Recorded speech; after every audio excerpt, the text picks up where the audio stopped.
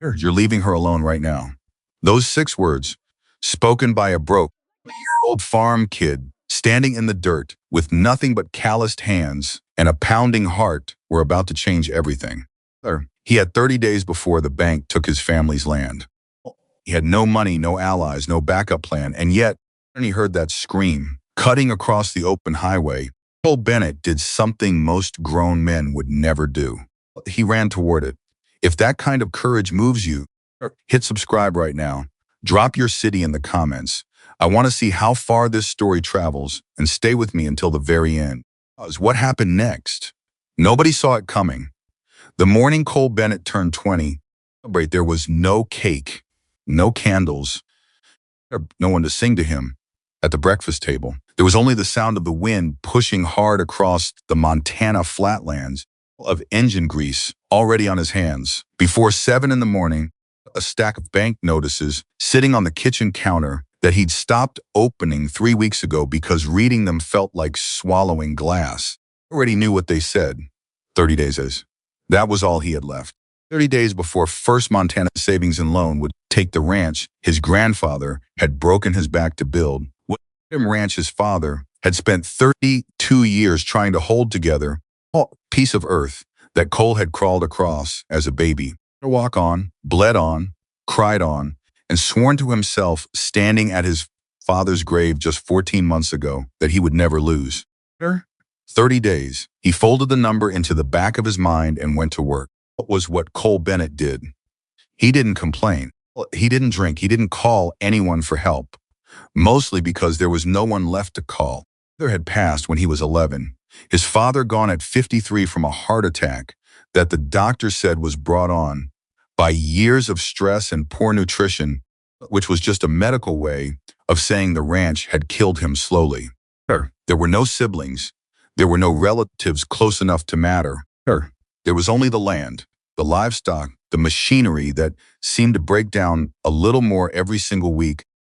Young, lean, sun-darkened, working himself to the bone every day, as if sheer effort alone could hold the world together. Some mornings he believed it could. Most mornings, he wasn't so sure. The tractor had been giving him trouble for 6 days straight. It was 1,987 John Deere that his father had bought secondhand from a neighboring farm for $3,000 cash, and it had been the workhorse of the Bennett property ever since. Every repair manual Cole had ever read, he'd read twice. Every YouTube video about diesel engine maintenance, watched with a flashlight after the power bill got cut back. He knew that tractor the way some men know their own heartbeat by sound, by rhythm, by the particular grinding shudder it made when something was about to go wrong. Something had been wrong for 6 days. He'd narrowed it down to the hydraulic pump, maybe the fuel injector. He didn't have money for either part. He'd been taking the engine apart piece by piece with the tools his father left behind, laying everything out in the dirt with the careful, critical patience of someone who knows that making a mistake here means making everything worse. Afternoon it happened. Cole was lying on his back in the dirt, arm jammed deep into the engine housing, his face tipped toward the sky, listening to the way the machine breathed. The sun was cutting low and gold across the western ridge. Another hour, and he'd lose the light. He was thinking about the hydraulic line. He was thinking about the 30th day. He was thinking about his father's hands, which had looked a lot like his own. And then he heard the scream, a long scream. That was the thing that hit him hardest later, when he tried to make sense of it. It wasn't the sustained, movie-style wail of someone calling for help over a long distance.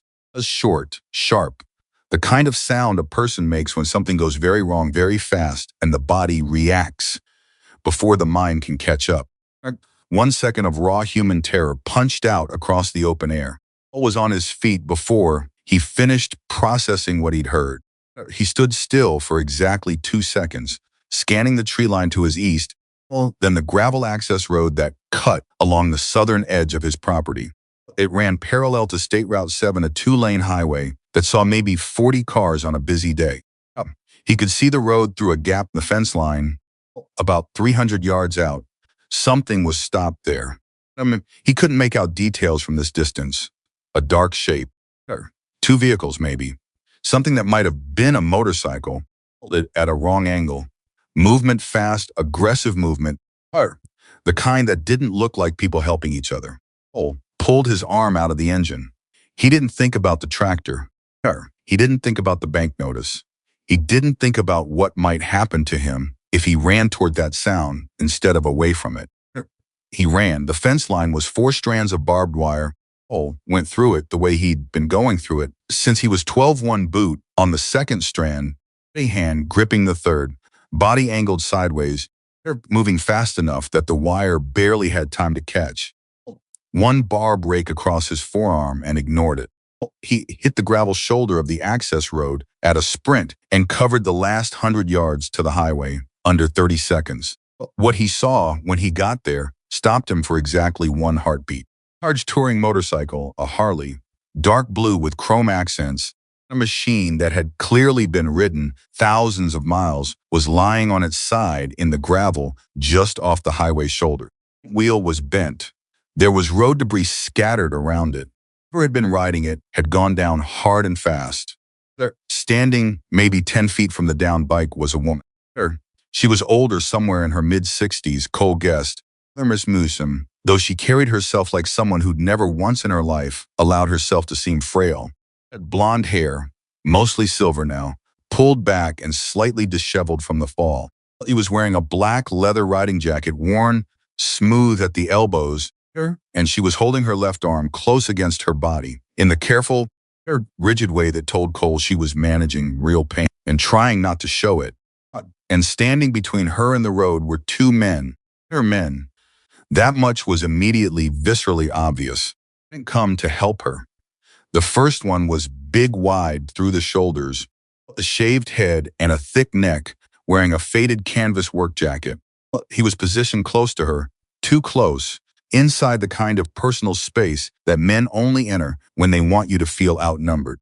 He had one hand extended toward her, palm up, and his voice, Cole caught the tail end of a sentence as he arrived, carried the lazy, contemptuous tone of someone who has already decided this is going to be easy.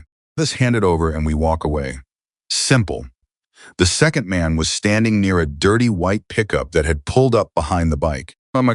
He was leaning against the truck bed with his arms crossed, watching the way a backup singer watches the lead present, waiting for the signal to move. The woman, and this was the part that Cole would think about for years afterward, was not cowering. She was scared. He could see that. Her jaw was set hard and her eyes were moving constantly, reading both men, calculating. Her left arm was hurt, and she knew it. She knew she was outnumbered and outweighed and caught in a bad position on an empty road with no traffic in either direction. She was standing straight. She wasn't giving them anything. Cole stepped onto the shoulder. Hey, his voice came out loud, not aggressive, just present, the way you'd say it if you were calling across a parking lot to someone you knew. All 3 heads turned. The big man near the woman looked Cole over in about 1 second. In the torn work shirt, the dirt-stained jeans, grease on Cole's hands, the barbed wire scratch bleeding down his forearm, the youth in his face. And he made a decision in that 1 second, the kind of snap judgment that a certain kind of man makes when he sees a certain kind of threat. And that decision was, not a problem. Keep moving, kid, he said.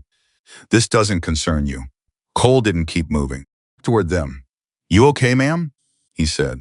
He was looking at the woman when he said it, directly at her, asking for permission, just asking the question, back at him with eyes that were sharp and dark and exhausted. And beneath all of it, beneath the fear and the pain and the calculation there was something that looked a little like surprise, like she hadn't expected anyone to stop. I'm managing, she said. Her voice was steady, steadier than Cole expected. Cole said. He kept walking until he was standing roughly between her and the first man, off to the side enough that he wasn't blocking her, close enough that anyone who wanted to reach her would have to go through him first. He turned to the big man. She's on my land. The fence line runs right there. He pointed back toward the barbed wire. There's mine from the road to that post. So I'm going to need you to step back. That was a bluff. Cole had no idea whether the highway shoulder was legally his property or state right-of-way. He'd never needed to know before. But he said it the way his father used to say things when he was negotiating with someone who didn't know the facts with absolute, unshakable certainty. The big man stared at him. I said, "Keep moving, I heard you," Cole said. "I'm not going anywhere." The silence that followed was maybe 4 seconds long. 4 seconds doesn't sound like much, but when you're standing between a hurt woman and two men who haven't made their next move yet, their seconds feels like standing at the edge of a cliff and watching the rocks at the bottom come into focus. Cole was aware of several things simultaneously. He was aware that his heart was slamming against his ribs hard enough that he could feel it in his ears.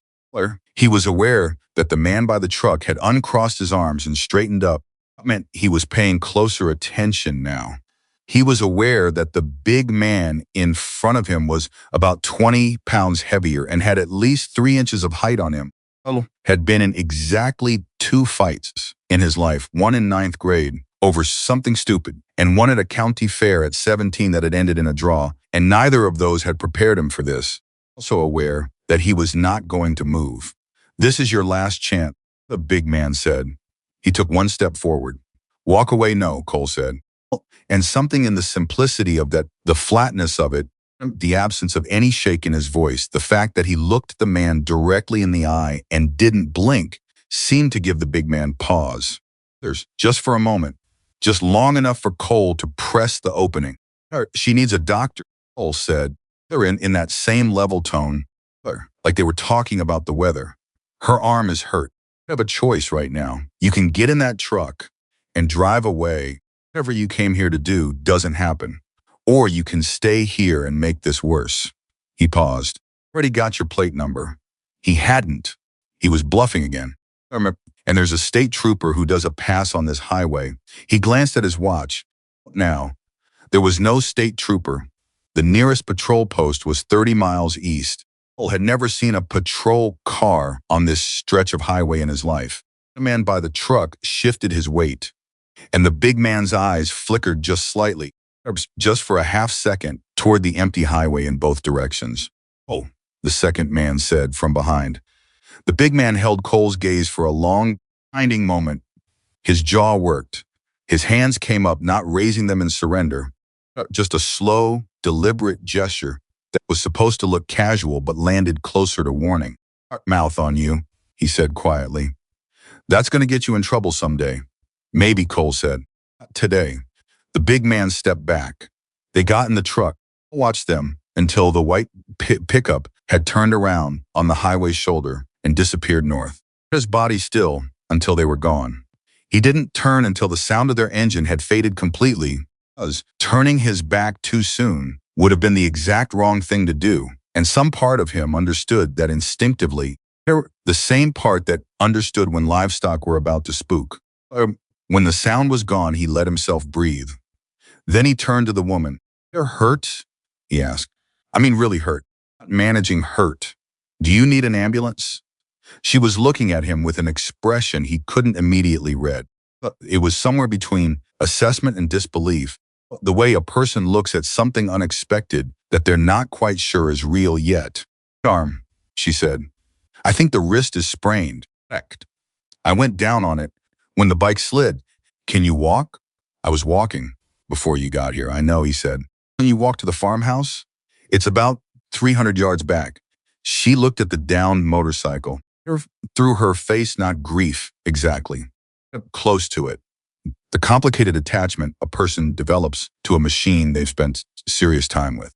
"Bike's not going anywhere tonight," Cole said, as gently as he could. "I'll come back with the truck and we can get it off the shoulder before dark. Right now, I want to get you off this road." She looked at him again, that same measuring look. Then she nodded. "All right," she said. "Remember her name." She told him as they walked. Margaret was Margaret Hayes. She didn't offer more than that at first. Cole didn't push. He'd grown up around people who kept the important information close until they trusted the person they were talking to. He recognized the rhythm of it. He asked her, instead about the fall where she'd been riding, how fast, whether she'd hit something in the road or lost the bike on the turn. She answered in short, precise sentences. She'd been on the highway for about 3 hours, coming south from Billings. A deer had crossed the road about 50 yards ahead of her. She'd braked hard, lost traction on a patch of loose gravel at the shoulder. On down. Low-speed fall, she said. Could have been a lot worse. It usually can be, Cole said. She glanced at him sideways. Right? No, he said. But I know what it's like when something mechanical goes wrong fast and you've got about half a second to manage it. She almost smiled at that.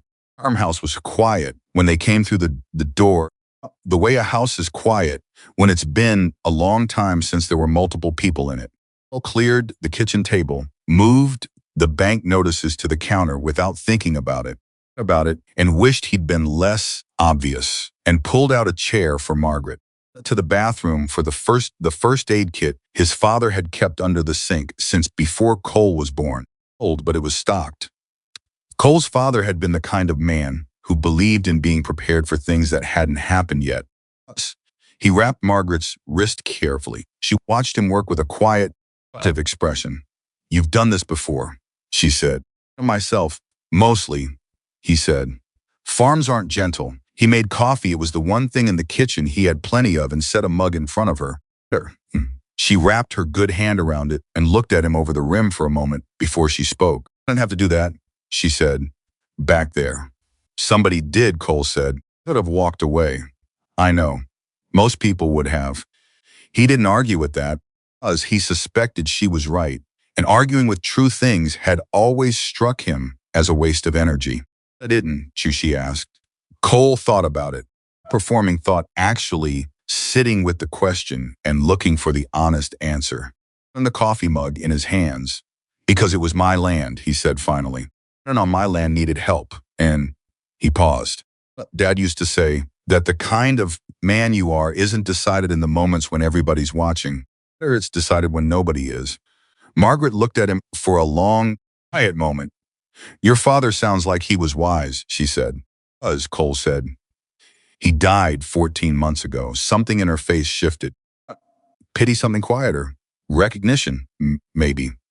The acknowledgement of one kind of loss by someone who knew what that weight felt like. Sorry, she said. Thank you, Cole said. Me too. Outside, fate had shifted to the deep amber of late afternoon. Cole was thinking about getting back to the tractor before full dark when Margaret reached into her jacket pocket with her good hand and pulled out a phone. It was a newer iPhone, the heavy-duty kind with a thick case, and it had survived the fall without a crack. I need to make a call, she said. Not a question. It was an announcement. Go ahead, Cole said. He started gathering the first aid kit to put it away. He wasn't trying to listen, but the farmhouse kitchen was one room with thin walls, and there wasn't anywhere to go that would have made a genuine difference. He moved to the window and looked out at the field and tried to give her the privacy that manners required. Her say, Derek, it's Mom. And then in a tone that carried the kind of absolute, adorned authority that you don't acquire. You're born with it or you're not. All right. I went down on the highway south of Billings. Wrist is I'm at a farm. She paused, listening. Don't. I'm fine. But there's something I need to. Another pause. Hunger. A young man stopped to help me. He had 2 men threatening him when he got there, and he didn't back down. I want you to know about him. Cole kept looking out the window. He heard her give his name. He heard her give the address. He didn't hear everything that followed, because he made more effort then to give her space, moving to the back of the kitchen under the pretense of refilling his coffee. But what he heard before she lowered her voice was the name Derek said on the other end of the line, or rather what Derek called himself, and the name of the club he said he was riding out of. Cole set the coffee pot down slowly. He stood there for a moment with both hands on the counter, looking at the peeling edge of the laminate his father had meant to fix for years. His mind was running a very fast and very specific calculation. Margaret Hayes, her son Derek, the club name he'd just heard. Realization arriving with the cold, clear certainty of water hitting your face on a January morning that the woman he'd just walked off a highway shoulder and wrapped in first aid tape and made coffee for was not simply an older woman who rode motorcycles. She was someone else entirely, and her son was already on his way. Best. Thank you for the coffee, Margaret said. Behind him, Cole turned around. She was standing now, back on the table, her injured wrist held carefully at her side. She was looking at him with that same direct measuring expression, but there was something added to it now. Something that might have been gratitude, except that on Margaret Hayes, gratitude didn't look soft. It looked like recognition, or like a general acknowledging a soldier she hadn't expected to find in the field. My son is coming, she said. I figured, Cole said. He'll be here in the morning with some people from the club. Cole nodded. I don't know who we are, she asked. Not combative. Not testing him, just asking. I have a sense of it, he said. She watched him, Anne. He picked up her mug and carried it to the sink. And you needed help on my land, he said. The rest of it doesn't change that. Margaret Hayes looked at him for a long time. When she finally spoke, her voice was quieter than it had been all evening. Softer, quieter. The way a thing gets quiet when it becomes more serious. Cole Bennett, she said. I think you have no idea what you just walked into. Cole looked at the bank notices on the counter. He looked a crack in the ceiling above the kitchen table that had been there since he was 7.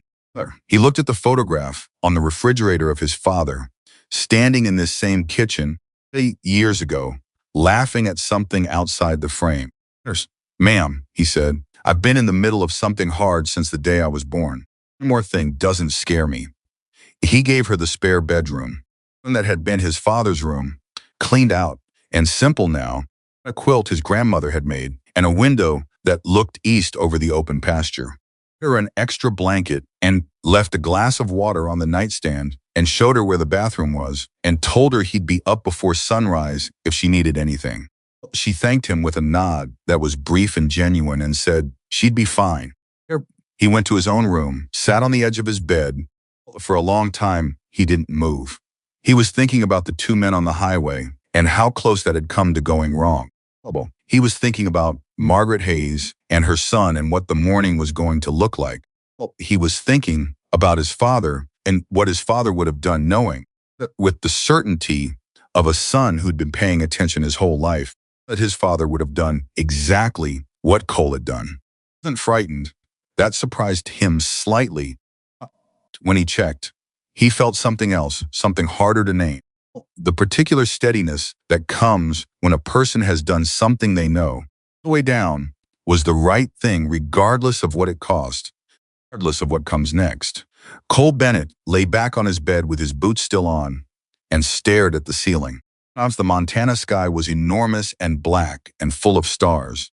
The ranch was quiet, and somewhere on the road south of Billings, a column of motorcycles was already pointed in his direction, their headlights cutting through the dark, their engines humming the particular low note of something powerful, moving with purpose. I don't know that yet, but he would. By morning, he would know all of it. And by morning, Cole Bennett's life, the life he'd been fighting so hard and so alone to hold together, would never look the same again. He was asleep by 10. He was up again by 4:15. Because that was what the farm required, because that was what his father had done. Because there was still a tractor to fix and livestock to feed and a ranch to hold on to for as long as he could, even if the clock was running down, even if the bank was waiting, even if the world outside his fence line was moving in ways he didn't fully understand yet. Cole Bennett got up, put on his boots, and went to work. Because that was who he was, and that more than anything else that would happen in the days to come was exactly what Margaret Hayes had already recognized in him, and what she'd made sure her son would know. The sun was still an hour from rising when the first sound reached him. An engine. Not yet. Something more like a feeling, a low vibration in the ground beneath his boots, as a whisper, steady as a heartbeat. Cole paused over the engine housing of the old John Deere. He lifted his head, he listened, and in the silence between one breath and the next, something in the air told him that the morning that was coming was unlike any morning that had come before. He didn't know how many. He didn't know how far they'd traveled. He only knew that they were coming, and that whatever happened next, whatever stood on the other side of the rising sun, Cole Bennett was going to face it the same way he'd faced everything else in his 20 years on this earth. Turn up. eyes open, not moving an inch. The vibration came before the sound. Colors. That was the thing Cole would never forget about that morning. The roar came later, and it was enormous. And it was the kind of sound that rearranges something inside your chest, whether you want it to or not. The roar, there was something else. A low, cellular trembling in the ground beneath his boots, like the earth itself was receiving a signal. Like something large and organized was moving across the land in his direction, and the land knew about it before he did. Cole was elbow deep in the tractor engine when it started. Up since 4:15. The sky was still that particular dark blue that comes just before the real black starts to lift, or when serious farmers are already moving, and the rest of the world is still unconscious. Livestock first, the 12 head of cattle that were all that remained of a herd his grandfather had at 60, then pulled the work light out to the equipment shed and gone back to the hydraulic pump problem that had been eating at him for the better part of a week. Work was the thing that kept him steady. It always had been. Thereby died. Cole had worked 18-hour days for the first 2 months because stopping meant feeling the weight of it. And the weight of it was enormous. The farm demanded everything, and in exchange it gave him structure. There's the particular forward momentum of a person who has no choice but to keep moving because the animals need feeding, regardless of grief. He was thinking about the fuel line. Then the vibration started. His arm out slowly, stood up straight, tilted his head the way a dog tilts its head when it hears a sound at the edge of its range. There was nothing visible, yet the access road was empty. Way beyond it, dark and quiet. The whole property sitting in that held breath stillness of very early morning. Was talking. Cole wiped his hands on a shop rag and walked out of the equipment shed into the open air. He stood there and listened with everything he had. And then from somewhere north, from the direction of the highway, miles away still but getting closer, he heard it. Not one engine, many engines.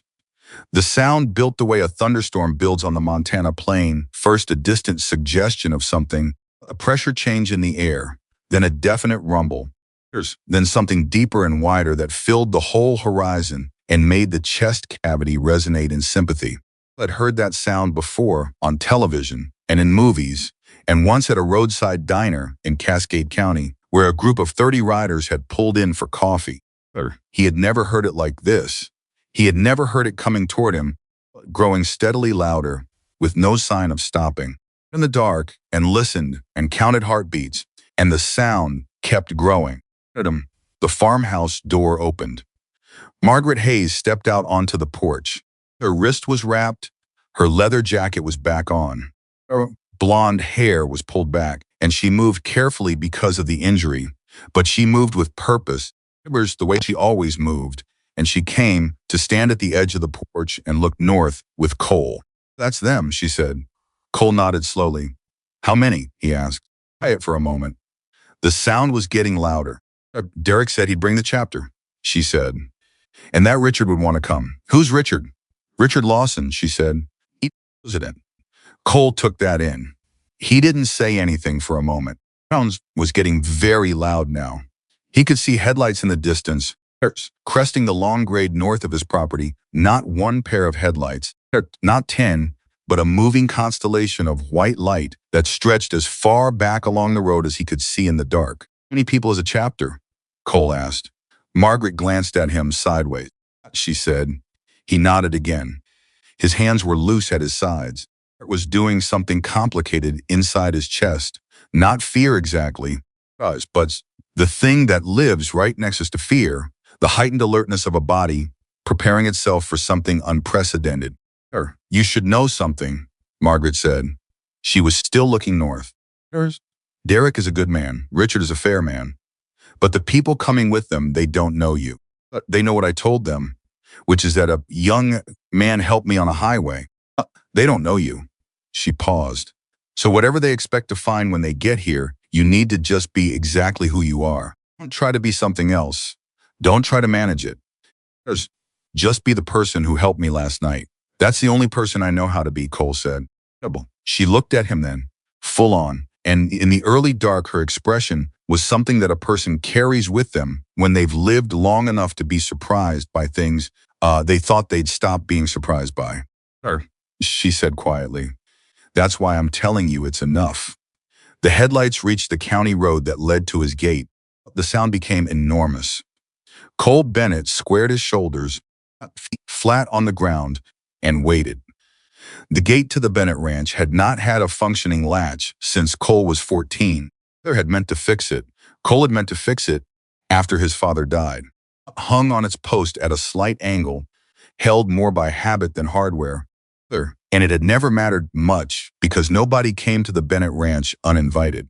Nobody except the bank, and the bank just sent letters. First motorcycle came through that broken gate at just past 5:30 in the morning. And then the second, and then they kept coming, and they didn't stop coming for a long time. Cole counted. He stopped at 40 because counting felt inadequate, and also because the number was still climbing. Through the gate in formation, 2 by 2, their headlights sweeping the dirt yard, their engines dropping to a lower, steadier rumble as they throttled back on his property. Spread out across the yard the way a practiced group moves, not chaotic, aggressive, organized. They knew what they were doing. They had done versions of this before. They killed their engines in a rippling sequence, starting from the front and working back until the sudden silence was its own kind of loud. Cole stood in the middle of the yard. He didn't step back. He didn't look at the ground. He looked at the rider who'd come through first and stopped 10 feet from where Cole was standing.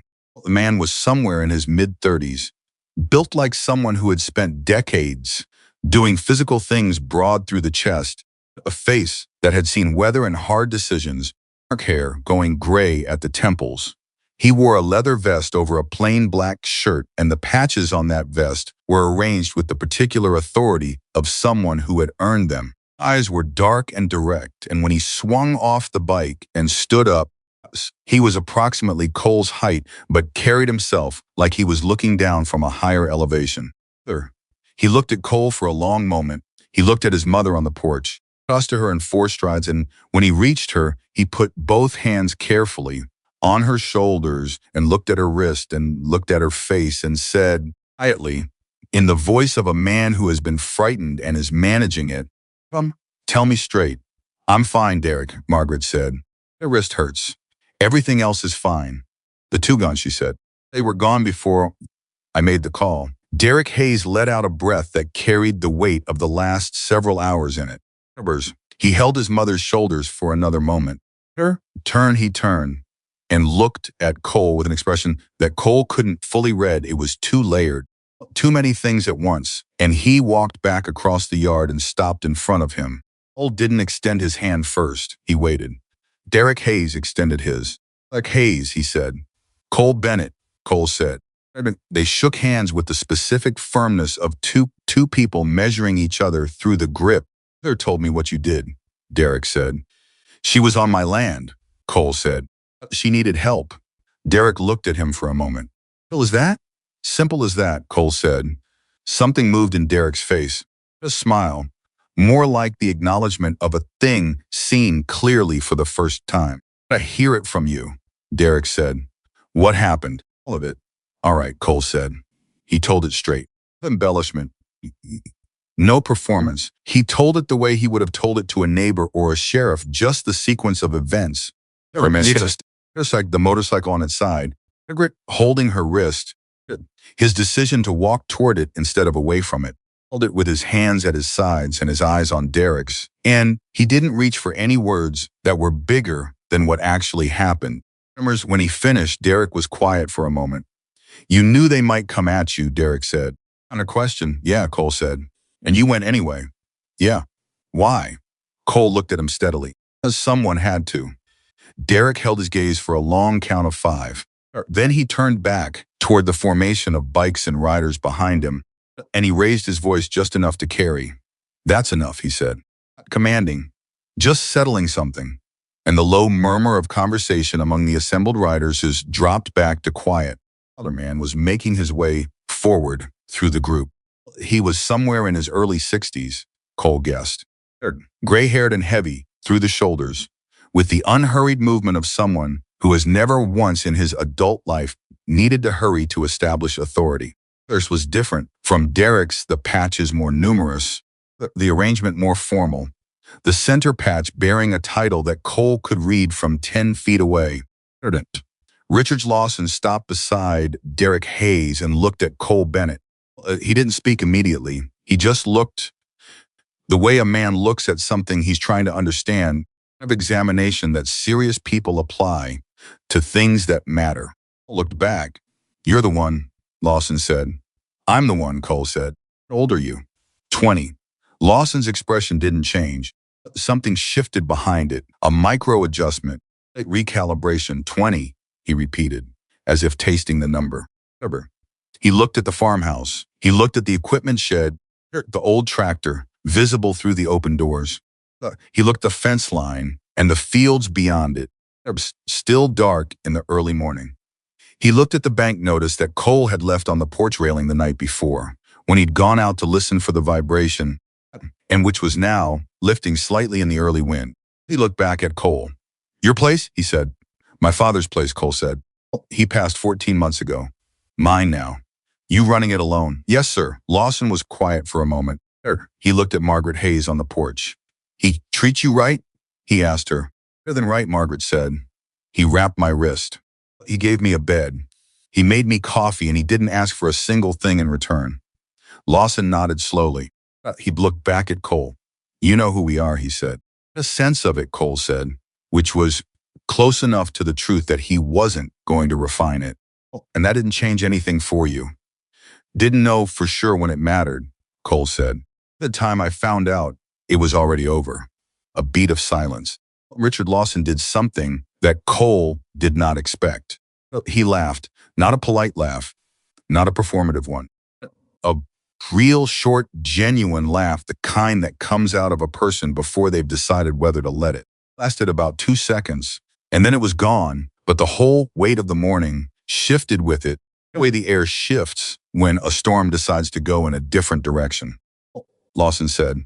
He reached out and put one hand briefly on Cole's shoulder, not gripping, not pressing, just placing it there for a moment, the way an older man acknowledges a younger one when words aren't sufficient. Right then, he turned and looked at the assembled club behind him. "Heard the man," he said, loud enough for everyone. "Our family, when he had nothing to gain and everything to lose, paused. Let's see what we can do about that." And the morning began. In the next 3 hours was the kind of thing that Cole would spend years trying to explain to people and consistently fail, not because the events themselves were complicated, but because the emotional reality of it was something that language kept falling short of. In a moment, he was standing in his yard, alone, in front of the most feared motorcycle club in the country. And the next moment, or what felt like the next moment, the actual transition happened in stages. His farm was full of people. Not threatening, not intimidating, working. The first thing that happened was that a man named Carl 50s, big hands, a permanent squint that Cole would later learn came from decades of shop work, walked into the equipment shed at the tractor for about 90 seconds and said, "Pump and the number 3 injector. You got parts?" "No," Cole said. "Come on," Carl said. "I can't." Cole started. Cole looked at him. "You can't what?" Cole stopped.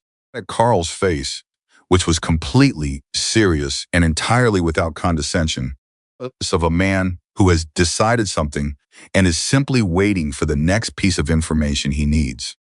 Cole said. "Thank you." Carl nodded and pulled out a phone. The thing that happened was that 3 men Cole hadn't been introduced to went to the fence line on the east side of the property, the section that had been sagging and losing posts since the previous winter, and started working on it with tools that seemed to materialize from saddlebags and storage cases. Worked efficiently and without commentary, the kind of crew that has done physical labor long enough to communicate, mostly through action. Watched this for a moment, then turned to Derek, who was standing near him. He started. "What he said you did," Derek said. "But it needs doing." "Well, you can see that." Cole looked at the fence line. He could see it. He'd been seeing it for months and calculating what he didn't have to fix it. He didn't say anything else. The third thing that happened was that a woman named Joan, late 40s, just cropped dark hair and the focused energy of someone used to being the most capable person in any given room, appeared at the farmhouse door with two other people Cole hadn't met and asked her in a tone that indicated she was going to do this with or without permission. What's the worst thing in there? Structurally, Cole thought about it. The roof on the bedroom has a slow leak. There's a section of foundation on the north wall that needs attention. Large steps are rotted through on the right side. Joan turned to the two people with her. Roof first, she said, then foundation. They went. Cole stood in his yard in the middle of all of this and felt something he didn't have a word for. And quite gratitude, because gratitude implies you asked for something and this hadn't been asked for. And quite helplessness, because nothing about the way this was happening made him feel helpless. It was something in between the particular disorientation of a person who has been fighting alone for so long that suddenly having people alongside feels foreign, a muscle you haven't used in so long that using it again is slightly painful. He found the nearest person who didn't already have a task, a younger man, maybe 25, wearing a gray hoodie under his vest, and said, "Livestock that need water. Second trough by the eastern fence is cracked, and I've been bucket carrying since April. Something to do?" The young man blinked, smiled slightly. "Yeah," he said. "I can do that. Tools are in the shed," Cole said. "Sealant's on the second shelf," and he went back to work. That was what he knew how to do. That was the thing that kept him steady. Even in the middle of this extraordinary and disorienting morning, the farm had its needs, and the needs didn't pause for anything. Cole, moving through his familiar tasks, was the one consistent thing in a morning that had stopped being consistent before the sun came up. He was in the equipment shed watching Carl work on the tractor with the focus of a surgeon. Like came to find him. "Walk with me," Derek said. The property lined together, just the two of them. They were moving along the eastern fence that the other men were working on. The sun was fully up now, hitting the fields at the flow-flat angle of early morning, and the air was the kind of clean and cold that Cole had grown up breathing and no longer noticed most days but noticed now. He walked with his hands in his jacket pockets, not rushing anything. "Tell me about your father," he said eventually. Cole talked. He hadn't planned to. He was not naturally a person who talked at length about himself or his history. Asked and then listened with the particular quality of attention that makes talking feel less like performance and more like conversation, asking a question here, making a small sound of acknowledgement there, not filling silences just to fill them. Cole told him about his grandfather building the ranch in the 1960s. His father inheriting it and spending his life trying to grow it and eventually being slowly crushed by the cost of maintaining land that didn't quite produce enough to sustain itself. But his mother dying when Cole was 11, which had taken something from his father that was visible but never named. The last 2 years, when the ranch started its final decline and his father started working longer hours to compensate for numbers that math had already decided, one morning 14 months ago, Cole found him in the kitchen with his coffee cup still in his hand and understood immediately, from the absolute stillness of him, that it was over. Without decoration. Derek listened without interrupting. Cole finished. Derek was quiet for a moment. They'd walked the whole eastern fence line and were turning back. "Thank," Derek said. "How much?" Cole shook his head. "How much?" Derek said again. Not unkindly. Cole told him the number. Derek nodded once. He didn't react to the number the way Cole half expected him to, with a whistle or a grimace. Absorbed it and nodded. "What happens in 30 days if you don't have it?" Derek asked. "Take the property," Cole said. "I've got maybe a week after that, before I'd need to move the livestock somewhere." And then he stopped. He hadn't actually said this part out loud before. Saying it out loud made it real in a different way. "And then I figure out what I do when I'm not a rancher anymore." Derek looked at him. "Like an option to you?" "No," Cole said. "Well, but things that aren't options sometimes happen anyway."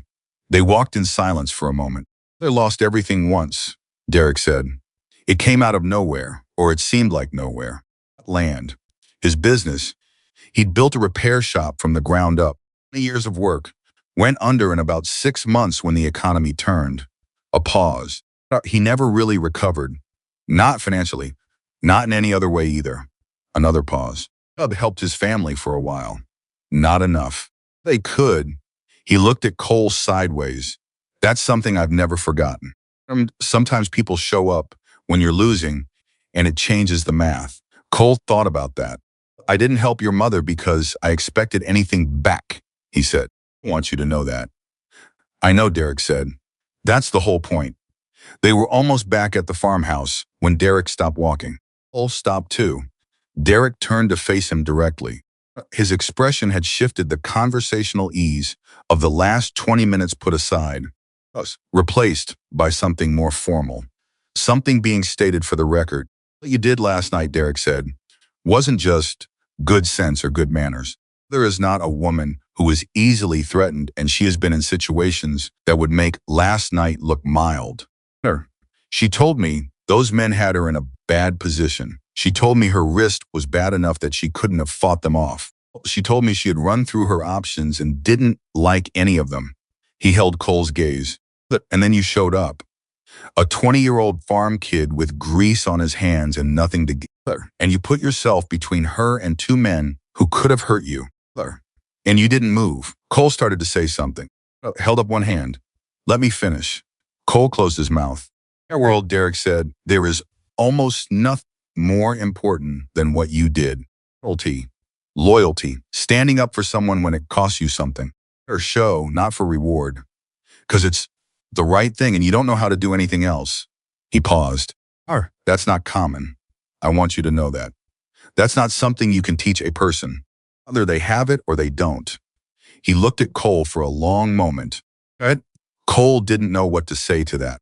All the words and felt the weight of them and found that there wasn't anything to say that wouldn't diminish the moment. He just nodded. Derek nodded back, and they walked back to the farmhouse. By mid-morning, the tractor was running. Carl came out of the equipment shed, wiping his hands on a rag, with the satisfied expression of a man who has just finished an argument with a machine and won. He hired the engine from the seat and let it run for 2 minutes. Listening, then cut it and said, she'll hold. Injectors new. Refurbished. I had a compatible one in the trailer. You keep her serviced and she'll go another 5 years easy. Cole stood there, looking at the running tractor, at the machine that had been broken and useless for 6 days, and was now working, and felt something move through him that he didn't try to name. Thank you, he said. The words felt inadequate. He said them anyway because they were true. Don't thank me, Carl said. He got down from the tractor.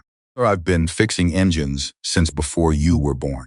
I'm going to start forgetting how if I went another week without a problem worth solving. He said it deadpan. Cole understood that it was Carl's way of making the moment easier to carry. Carried it anyway. The fence line was solid by noon. 3 sections that had been losing the argument against Montana winters for 2 years were upright and taut and properly posted, and whoever had done the work had done it right, the kind of right that comes from people who know what a fence line needs to last. Jones' team had been on the roof since 8 in the morning and had found not one slow leak but 3, addressed all 3 with the methodical efficiency of people who are determined to do the job completely or not at all. Porch steps had been replaced with lumber that appeared, all suspected from the same supply chain as the fence posts, organized from somewhere, delivered without ceremony, installed without fuss. By noon, the farmhouse looked different, not dramatically different, not renovated, but attended to the way something looks when it stops being ignored and starts being cared for again. The way a person looks when they've slept properly for the first time in months. Stood in the yard and looked at his property and felt the complicated emotion of a person seeing something they love return to them in better condition than they'd managed to maintain it. Flowed hard. He went inside and made sandwiches for as many people as he could. He had bread and cold cuts and cheese, not much but what he had, and he brought it out on the kitchen table on the porch rail and said simply that anyone who was hungry should eat. 20 people came through. They ate and thanked him, and some of them talked to him, and some of them didn't. And in the casual informality of it, Cole understood something about this community that he hadn't expected. They were not all one thing. Or people. Different people with different personalities and different backgrounds, connected by shared identity and shared code, but individual in all the ways that mattered. The man who'd fixed his water trough told him about his daughter's soccer team. And who'd come with Joan laughed too loudly at someone said on the porch, and then apologized and laughed again. Older men argued quietly and with great seriousness about the best route through Wyoming. Cole moved through all of it and listened and responded and felt the particular warmth of being inside something communal after too long alone. Margaret, who found him in the kitchen at noon while he was washing dishes, just the two of them. She stood in the doorway for a moment, looking at him. "What are you doing?" she asked. "I'm okay," he said. Got off the water and dried his hands and turned to face her. "I don't quite know what to make of all this. That's honest," she said. "I keep wanting to pay for things," he said. "Or at least offer to. I know," she said. "Oh, it feels wrong to just Cole." Her voice was quiet, but it had that particular quality that stops a sentence cold, the way a hand on an arm stops movement. "Listen to me. In 30 years of riding with these people, I have watched them do a lot of things. Some of those things were hard. Some of them I would rather not have seen. The thing I have watched them do consistently or fail is honor a debt." She held his gaze. "You created a debt last night, not by asking for it, by calculating it. You created it by being who you are, at exactly the moment it mattered. And what's happening here today is how that debt gets paid." She paused. "Come pay it. That's not weakness.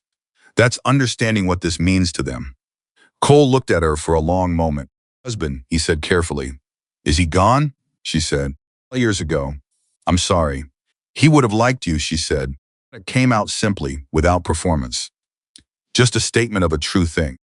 He was a man who respected people who acted without calculation. He didn't meet enough of them. Cole didn't say anything. It had a weight to it that didn't need more words. Margaret nodded once and went back to the porch. Cole stood in the kitchen for a moment. Then he picked up the dish towel and finished what he was doing. It was Richard Lawson who came to him at 2 p.m.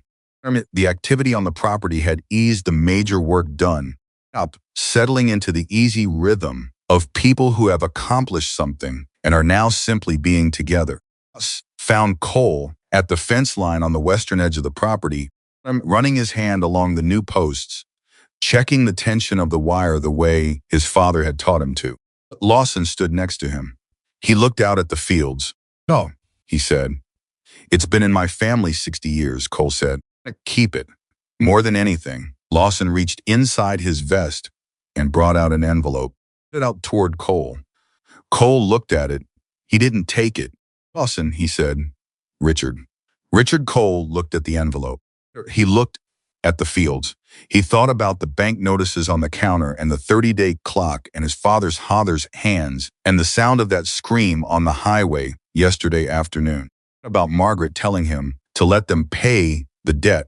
About his father's voice saying that the kind of man you are is decided when nobody is watching. "Sure, I didn't help her because I wanted something," he said. His voice was steady. "I need you to know that. I need that to be the first thing said here." "I know it," Lawson said. Because knowing that is exactly the reason," Lawson said. He kept the envelope extended. His voice was patient, as of a man who has said important things before and knows that the saying of them sometimes takes longer than the words require. "Oh, I have been in this life for 40 years. I have met men who did things for show. Men who did things for money. Men who did things because they were afraid of what happened if they didn't.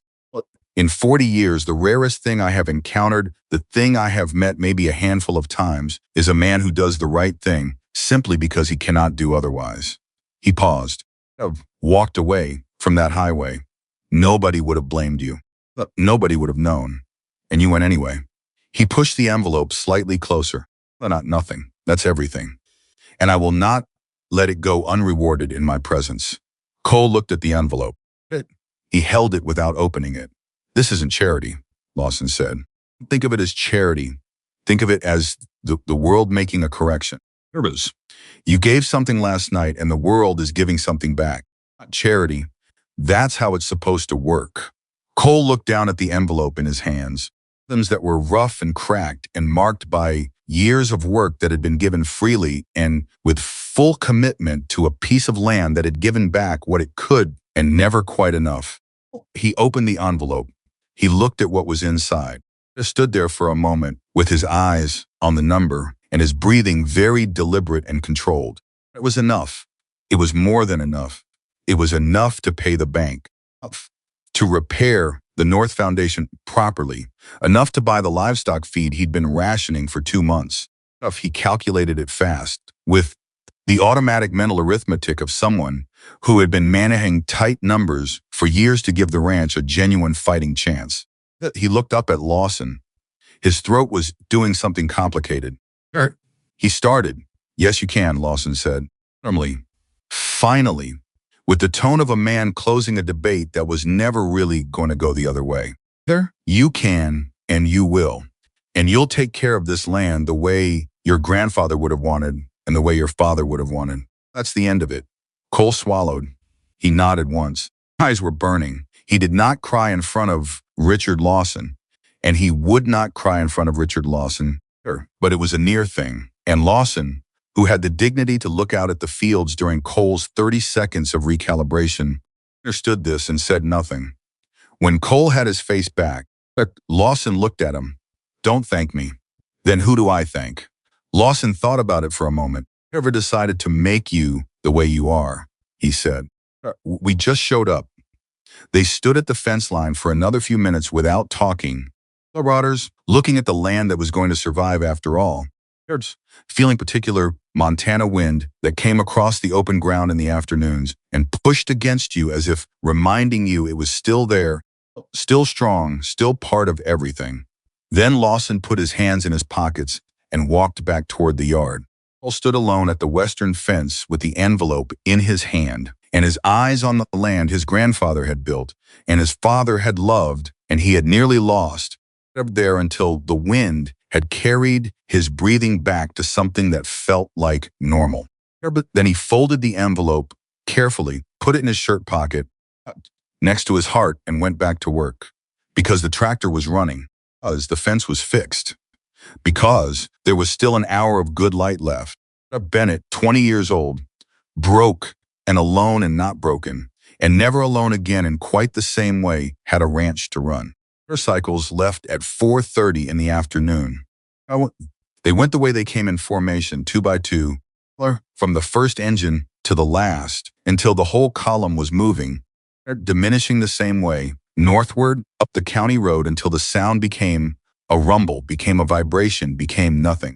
Cole stood at his gate and watched until the last taillight disappeared over the grade, and then he stood there a little longer, not because there was anything left to see, but because he wasn't entirely sure his legs had gotten the message that it was time to move. The yard was quiet in a way it had never been quiet before. Not empty quiet, not lonely quiet, something different, quiet of a place that has just held something large and loud and purposeful, is now settling back into itself the way ground settles after rain changed at the cellular level. Rearranged in ways that don't show on the surface, but that you can feel if you know how to pay attention. Paul knew how to pay attention. He walked back across the yard slowly. He looked at the fence on the east side. He looked at the porch steps. Looked at the equipment shed where the tractor sat with a new hydraulic pump and a running engine.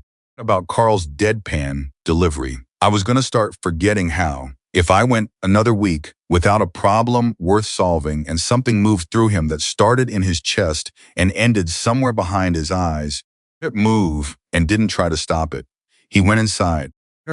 He put the envelope on the kitchen table. He sat down across from it and looked at it for a while. Then he picked up the phone and called the bank. The woman who answered was named Patricia. Cole had spoken to Patricia 4 times in the last 3 months, always about the same subject, always with Patricia in the position of the person delivering news that Cole did not want to hear. She had a careful, practiced neutrality in her voice that Cole suspected she'd developed over years of making calls like this professionally kind, emotionally disconnected, the voice of an institution wearing a human face. Remember, Mr. Bennett, she said with the particular inflection that meant she was pulling up his file. What can I do for you today? I'm going to come in tomorrow morning, Cole said. I'm going to pay the outstanding balance on the property loan in full. A pause. A long pause. 3 seconds, maybe 4. But in those 3 or 4 seconds, Cole could hear the specific silence of a person recalibrating the soft friction of an assumption being revised. All Patricia repeated. In full, Cole said. Their pause. Mr. Bennett, the total outstanding balance including the accrued penalties is… I know the number, Cole said. This was longer. 5 seconds. 6. Make sure someone is available to process that first thing, Patricia said. Her voice had changed, not dramatically. But the careful neutrality had shifted something warmer underneath it now. Something that sounded like genuine relief on someone else's behalf. Anything else I can help you with today? No, Cole said. Oh, thank you, Patricia. He put the phone down. He sat at the kitchen table in the quiet farmhouse and looked at his hands for a while. They were the same hands they'd always been. Rough, cracked at the knuckles, engine grease, in the lines that soap couldn't quite reach, barbed wire scratch along the forearm that would scar faintly and join the collection of similar scars accumulated over 20 years of working land that pushed back. They were his father's hands, his grandfather's hands. They're the hands of the Bennett men who had worked this ground and believed in it and given it everything. Cole pressed them flat on the table. We made it, Dad, he said quietly to the empty kitchen. We made it. The kitchen didn't answer, but the wind picked up outside, beeples, and moved through the eaves the way it always did in the late afternoon. Cole wanted to hear something in that sound if he wanted to hear. For a moment, the specific quiet approval of a man who had spent his whole life working Tom toward something and died before he could see it hold. Then he was alone and it was his kitchen, and he was entitled. Up and made dinner. 3 days later, the men came back. The whole chapter. Not the formation and the roar and the constellation of headlights. 3 trucks and a work van pulling up the access road at 8 in the morning with the organized, purposeful energy of a crew that knows what it came to do. Cole was in the yard when they arrived. He recognized Carl in the first truck. He recognized the woman named Joan in the second. The third truck had 2 men he hadn't met. Their van had 4 more, and all of them together had the efficient, communicative quality of people who have worked together before. Got out and handed Cole a cup of coffee from a gas station cup holder, 2 cups, actually 1 for each of them, and said without preamble, "Vision." Cole looked at him. North Wall, Carl said. The Brothers, Jones' team started the assessment before they left. It's worse than it looks.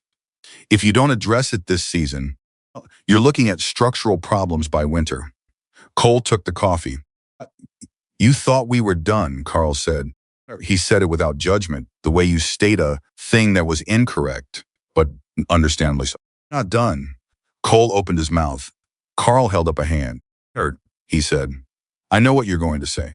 Heard it from Richard already. You didn't ask. Didn't expect anything. You did what was right, and you're not looking for reward. He took a sip of his coffee. Oh, that's why we're here. Cole looked at the work van. He looked at the people getting out of the trucks. At Carl's entirely settled, entirely immovable expression. Oh, he said. Good, Carl said. Now, walk me through the north wall. Let us see the full extent before we start. What followed was 3 days of work that Cole would later describe to Derek Hayes, and call 6 weeks afterward, as the most humbling experience of his life. And he said this as someone who had stood in front of Richard Lawson with tears threatening in the corners of his eyes and managed to hold himself together. Foundation work was serious. Carl had not been overstating it. Earthwall had been slowly losing its argument with the frost cycle for at least 4 winters, and the damage was in the kind of place that isn't visible until you start looking properly inside the crawl space. At the footings, in the specific way the floor jogged slightly when you walked over certain boards. Our crew worked methodically, systematically, without complaint and without shortcuts. They explained what they were doing as they did it to justify the work, but because Cole asked, and because all of them seemed to understand that this was his home, and he had the right to know what was happening inside its bones. Colton was back on the second day with two people Cole hadn't seen before, Colorado, and she spent 4 hours going through the kitchen plumbing with the focused intensity of someone who found something that offends her professional sensibilities. Cole stood in the kitchen doorway and watched her work and listened to her explain in the no-nonsense tone of someone who does not believe in softening practical information exactly what had been done wrong by whoever had installed the original pipes and how long they had left before the situation became significantly worse. How long have you been a plumber? Cole asked.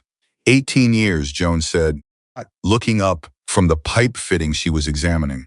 Before that, electrician, she said. Before that, Army Corps of Engineers. She looked up then briefly. Fix things, that's what I do.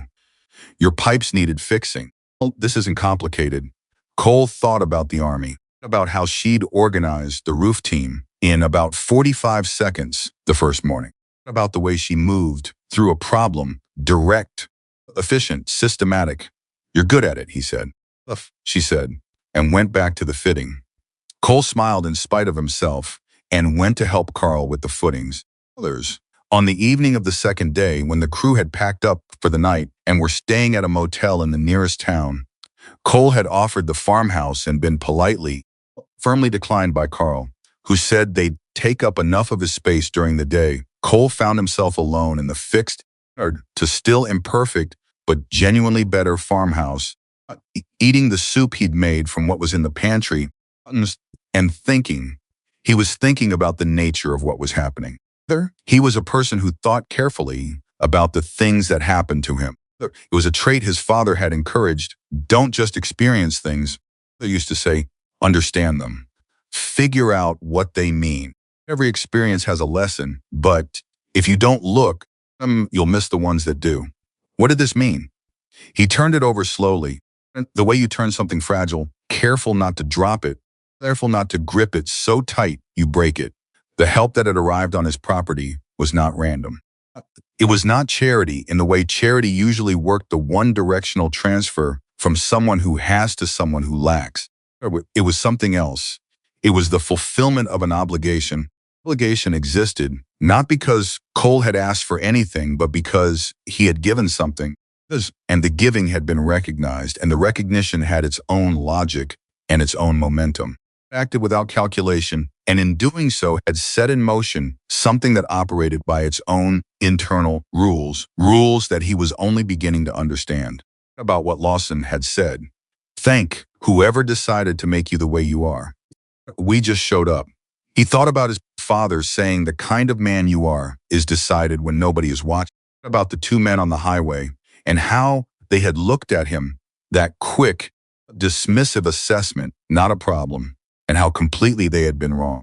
Because Cole was physically dangerous. He knew his limits.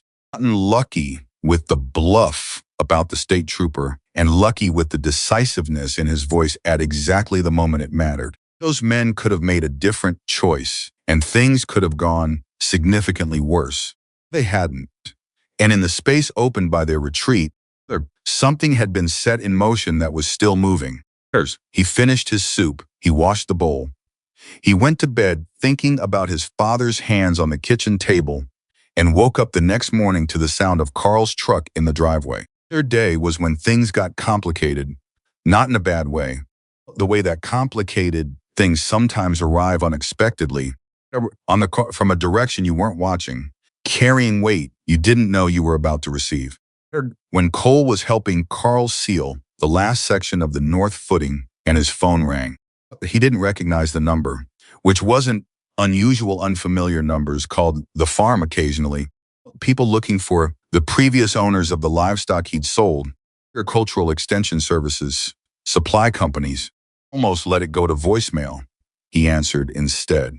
Bennett? Male voice, older, deliberate in its pace, the way people speak when they are accustomed to being listened to. As Cole said, my name is Paul Greer. I'm calling from the Montana Agricultural Business Coalition. It was given your name by Richard Lawson. Cole straightened up slowly. Carl glanced at him, read something in his expression, and went back to the sealant without comment. Mr. Lawson gave you my name, Cole said carefully. He did, Paul Greer said. He described your situation in some detail and asked if we had any programs that might be relevant to a working cattle ranch looking to rebuild operations. We do have several. I'd like to talk to you about them, if you have a few minutes. Cole walked away from the foundation work. He walked out to the field where the wind was coming across the flat and there was no one close enough to hear. What programs? He asked. Paul Greer talked for 20 minutes. Talked about low-interest operational loans for independent ranchers, a mentorship program that connected struggling small operations with established agricultural businesses, a grant fund specifically designated for multi-generational family farms that had suffered disruption due to the death of a primary operator, disruption being a word. Paul Greer said carefully, that was designed to cut exactly the kind of situation Cole was in. Listen to all of it. When Greer finished, Cole said, Mr. Greer, how much of this is Richard Lawson? A pause. Mr. Lawson is a donor to the coalition, Greer said. A member of our advisory board. He does not direct our program decisions. Programs I described are real and publicly available, and you would qualify for several of them on your own merits, independent of any introduction. Another pause. He did call and make sure I was aware of your situation. That part is true. Cole stood in his field with the wind pushing against him and felt the particular texture of a moment that is reshaping itself in real time. I appreciate the call, he said. Can I have a few days to think about it? Of course, Greer said. About time you need. My number is on your phone now. Call me when you're ready. Cole put the phone in his pocket. He stood in the field for a while. He was thinking about something Derek had said, walking the fence line. Sometimes people show up when you're losing, and it changes the math. He was thinking about Margaret saying, let them pay it. He was thinking about Lawson saying the world making a correction. He was beginning to understand, slowly and with some resistance, what was happening was not a single event. It was a cascade. One thing leading to another, each thing opening a door that he hadn't known was there. Each door revealing not just an immediate solution, but a larger possibility, the possibility that the ranch didn't just survive, but actually thrived. The thing his grandfather had built and his father had loved and Cole had nearly lost could become something sustainable. It was something with a future that extended beyond the next 30 days and the next 30 after that. Walked back to the farmhouse. Carl was packing up for the day when Cole came through the gate. Everything all right? Carl said, reading him again in that particular way. Hello, Cole said.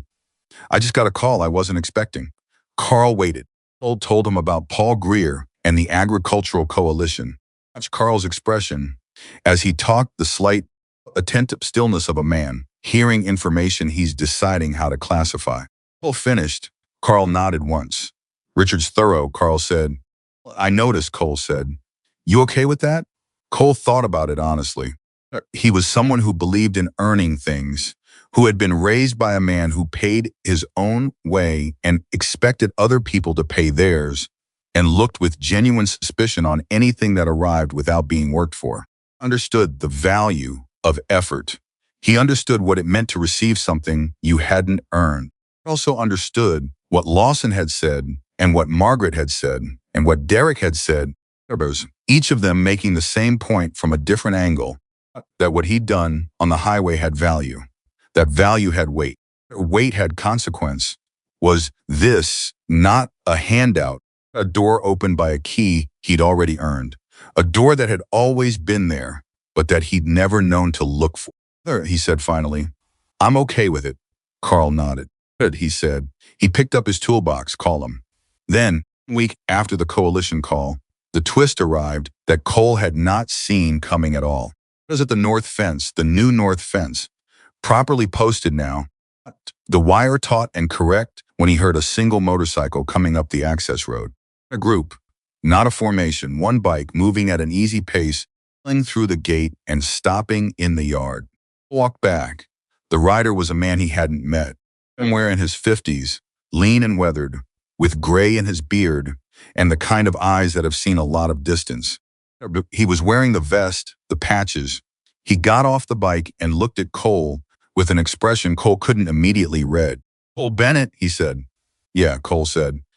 "My name is Travis Webb," the man said. "I heard about what happened with Margaret Hayes." Cole waited. Travis Webb put his hands in his jacket pockets. He looked around the property slowly at the fence, farmhouse, the equipment shed. He looked the way a person looks when they are seeing something and simultaneously remembering something else, two images overlapping in the same frame. "I grew up on a ranch," Travis said, 60 miles north of here. "My family lost it when I was 17. He paused. "Different reasons than yours. But I know what it feels like to watch a piece of ground walk away from you." Cole was quiet. Travis looked at him directly. "I've been in the club 28 years, he said. "And in that time, I've done a lot of things I'm proud of and a few I'm not. The thing I've thought about most, in 28 years, I would have done different if someone had shown up when my family was losing our land." He paused again. Long pause. The kind that comes before something important. Nobody did. Cole didn't say anything. He just held the space that Travis was standing in and let the man finish what he'd come to say. "A cattle operation," Travis said. "About 90 miles from here. Not huge, but it's solid. Been running it for 12 years. Got breeding stock that's better than what most independent ranchers can access. Got a bull line that's produced consistent weight gain for 3 seasons running." He looked at Cole steadily. "I want to make you a deal, not a loan, not charity, business arrangement. You take 2 of my breeding heifers and a steer on a profit share basis. I take 20% of the margin on your next 2 seasons. That you own them outright, free and clear." Cole stared at him. Travis didn't look away. "Why?" Cole said. The word came out before he could shape it into something more diplomatic. Travis smiled. It was a small smile, the kind that comes from somewhere real. As Richard Lawson called me and told me about a 20-year-old kid who stepped between 2 men and an older woman on a highway with nothing to gain and everything to lose because it was the right thing to do. He paused. "As when I was 17, watching our land go, I swore if I ever got the chance to do something for someone who deserved a fighting chance, I would take it." He looked at the fields. "You've got good land. Oh, good bones. You just need the right stock to work it." Cole's jaw was tight. He was doing the math in his head, the automatic, voluntary calculation of a rancher, running numbers on breeding cycles and weight projections and market prices. He knew what quality breeding stock cost. He knew what a solid bull line meant for 3 seasons of calf production. He knew exactly, in dollars and in time, what Travis Webb was offering him. It was not a small thing. It was not even a medium thing. It was the difference between a ranch that was surviving and a ranch that was growing. "So what to say," Cole said. "Say yes or no," Travis said. "I need." Cole looked at his fields. He looked at the fence line new posts, tight wire, holding. He looked at the equipment shed where the tractor ran clean for the first time in 6 days. Look at the porch with its new steps and the roof that wasn't leaking anymore. About his grandfather standing on this same ground 60 years ago with nothing but the land and the will to work it. About his father, who had worked it and loved it and given it everything he had. About himself, 20 years old, alone, 30 days from losing all of it, standing on a highway shoulder because someone was on his land and needed help. As he said, Travis Webb extended his hand. Cole took it. It shook with the particular weight of 2 men who understand that some handshakes are just greetings, or foundations. Travis left 40 minutes later, after coffee and a handshake agreement that they'd formalized properly with paperwork the following week. Cole watched him go and then stood in the yard in the late afternoon and did something he hadn't done in 14 months. He laughed, not at anything specific, not at a joke or a moment of absurdity. He laughed the way a person laughs when the pressure that has been building for so long becomes something else, when the held breath finally releases, when the thing you've been fighting towards suddenly arrives and you don't quite know what to do with it except feel it move through you. There's, he laughed until it became something that wasn't laughing anymore. And he stood in his yard and let that happen too, because there was no one watching. And even if there had been, he was past the point of caring about it. Last, he wiped his face with the back of his hand and took a breath and looked at the sky. The sky was enormous. Montana sky always was. Bigger than any sky Cole had seen in photographs of other places wider. The kind of sky that makes you feel simultaneously small and capable of anything. I'm keeping it, Dad, he said. I'm keeping it. The next morning, Margaret Hayes called. Cole was in the equipment shed when his phone rang, running through a maintenance check on the tractor. Carl had left him a written list of what to watch for, detailed and specific and written in the shorthand of someone who assumes you know enough to follow it. Cole did know enough. He was learning more every day. How are you doing? Margaret said when he answered. Better than I've been in a long time, Cole said. How's your wrist healing? She said. I've had worse. I believe it, he said. Was a comfortable one. The kind that happens between people who have passed through something significant together and don't need to fill every silence with noise. To tell you something, Margaret said. And I want to say it plainly, so you understand I mean it and I'm not just being polite. All right, Cole said. What you did on that highway, she said, changed things for me in a way I didn't expect. Another pause. I've been riding for 35 years. I've been in tight spots before. I've handled them on my own, most of the time, because I am a woman who does not like to need things. Needing things has always felt to me like weakness. Her voice was steady. There was something beneath it, not fragility, the careful honesty of someone choosing to say a true thing that cost them something. That afternoon on the highway, I was running out of options and I knew it. My wrist was bad enough that I couldn't have done much physically. I had duct tape on the corners. Those men weren't going to walk away, and I was standing there calculating and coming up short. Cole didn't say anything. He listened, and then you appeared, she said, out of nowhere. A 20-year-old kid with grease on his hands and a barbed wire scratch on his arm, walking towards something that most grown men would have walked away from. She paused. I want you to know that I have thought about that every day since. Not because it was dramatic, because it was so simple. Make a calculation. You just came. Cole leaned against the tractor. The morning light was coming through the shed doors. I'd have wanted to do the same, he said quietly. Margaret said, that's what made it real. Another pause. I had to ask you something, she said, and you can say no. There's absolutely no obligation here. Derek and Richard would both say the same. Ask, Cole said. Every year in June, does a ride. Margaret said, it raises money for a veterans organization that helps ranching families' widows, orphans of veterans, families who've lost land. It's a cause that matters to a lot of people in the club. She paused. He wants to make the Bennett Ranch a stop on this year's route, a place where the riders can come, see what good land looks like. At a break, we'd have maybe 120 people. Afternoon, another pause. He said it would be good for the cause and good for you, the exposure, connection to people who care about land. But I told him I'd ask you first, because it's your home and you get to decide what comes to it. Cole thought about 120 motorcycles on his land, about the sound of them arriving. He thought about his grandfather, who had built this place from nothing, who had believed it could be something. He knew this without question, stood at the gate and welcomed every one of them. Derek, yes, Cole said, and tell him I'll have coffee ready. Margaret was quiet for a moment.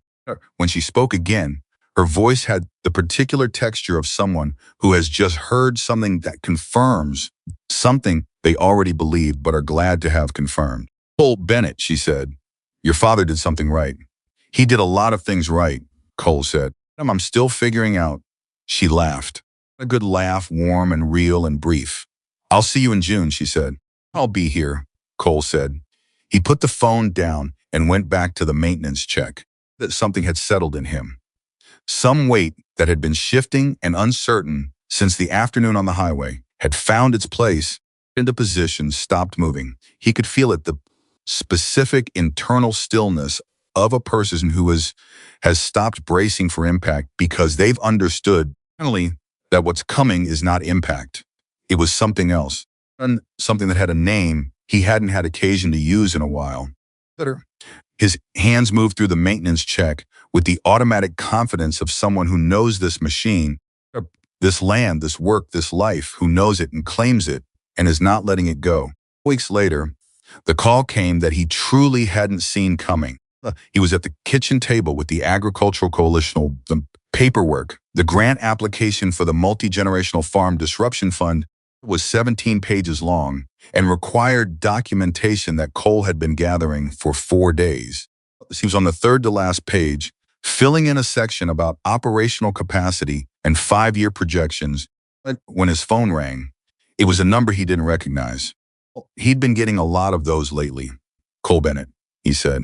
"Bennett, this is Linda Marsh from the Cascade County Gazette." Cough to call out. "Without warning, I got your number from the Agricultural Coalition. I'm doing a piece on the coalition's work with independent ranchers in the region. Your name came up multiple times as someone who'd be worth talking to.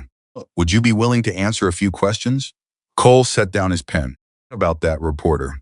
He thought about that for a moment, about everything that had happened in the last 3 weeks: the highway, motorcycles, the foundation, Paul and Joan, Travis Webb, and the breeding stock deal, coalition grant, Margaret's phone call.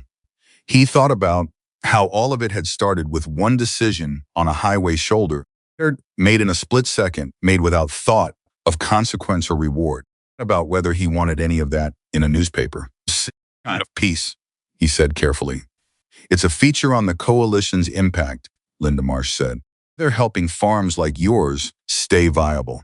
Community support, that kind of angle." A pause. "I've heard some of your story." "Here's Mr. Bennett, not all of it, but enough to think there's something there worth telling." Cole looked at the grant paperwork on the table. He looked at the photograph of his father on the refrigerator. He looked out the kitchen window at the fields, his fields, still his, going to stay his. He thought about his father, saying, "The kind of man you are is decided when nobody is watching." "Right," Cole said, "but I want something clear before we start." "Of course," Linda Marsh said. "The story isn't about me," Cole said. "The story is about the land. What it means when a family builds something and fights to keep it. What it means when a community shows up." He paused. "Up to you. But that's the story I want you to tell." A pause on the other end. "There is. Then, Mr. Bennett, I think that might be the best story I've heard all year." Cole picked up his pen. "When do you want to meet?" he said. He had no way of knowing. Sitting at that kitchen table with the grant paperwork and the telephone and the photograph of his father looking at something outside the frame. Linda Marsh would write running 4 weeks later on the front page of the Cascade County Gazette, picked by 3 regional papers, and then a national agricultural publication would bring to his door 3 more ranching families in similar situations, a veterinarian who would offer to work on a credit basis, from a man in Ohio who had read the article and who wrote, in careful longhand on plain white paper, that he hadn't thought about his own father's land in 20 years, and reading about Cole had made him go find the deed and call his brothers. He had no way of knowing any of that. He just knew that the paperwork needed finishing, and the grant wouldn't file itself, and the livestock needed water, and the tractor was running, and the fence was holding, and the bank. When he'd walked in 3 weeks ago and laid the envelope on the counter and watched Patricia's face go through 4 expressions in 2 seconds, had taken the payment and filed the satisfaction and handed him back the deed. His deed, the Bennett Ranch, 60 years old and still standing and going to stand for 60 more. Put the phone down. He finished the grant paperwork, held it before dark. Then he put on his jacket and walked the property line in the last of the evening light, the way his father used to, the way his grandfather before him, not checking anything in particular, looking for problems, just walking the ground that was his and letting it know he was there, and paying attention and not going anywhere. The wind came across the flat and pushed against him. He pushed back. That was the deal. That had always been the deal. The land pushed, you pushed back. And if you were the right kind of stubborn and the right kind of strong, Neither one of you ever won entirely, and that was exactly as it should be. Old Bennett walked his fence line in the falling dark. First time in 14 months, he walked it without the particular weight of a man who is losing something.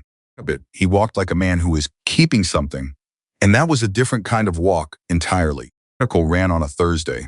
Cole knew it was coming. Linda Marsh had called the previous Monday to say it would be in the weekend edition, again Tuesday to say the editor had moved it to Thursday front page because, and she said this with the particular restraint of a journalist trying not to oversell, but the kind of story that didn't belong buried in the weekend section. Had thanked her and hung up and gone back to the barn and tried not to think about it too much, because thinking about it too much had the same effect on him as thinking too hard about the bank balance used to a low, persistent anxiety that didn't help anything and couldn't be worked off. He picked up the paper at the gas station in town at 6:15 in the morning, it along with a cup of coffee and a breakfast sandwich he didn't particularly want, and sat in his truck in the parking lot and read it. Marsh was a good writer. She had done exactly what he'd asked. The story was about the land, the meaning of multi-generational farms, about what it cost when families lost them and what it meant when communities showed up to hold them together. He appeared in it as a person, not a character. She had captured something in his voice, in the quotes she'd pulled from their 2-hour conversation that he barely recognized as himself, but knew was true. She'd written about his grandfather building the ranch, his death, the 30-day clock, without melodrama and without sentimentality, just the clean weight of facts arranged in honest sequence. She had mentioned briefly that support from the local community and affiliated organizations had helped turn the financial situation around. She had not named the Hells Angels. She had not mentioned motorcycles. She had not written anything that Cole hadn't explicitly agreed to share. He had asked her, before the interview ended, to keep that part private.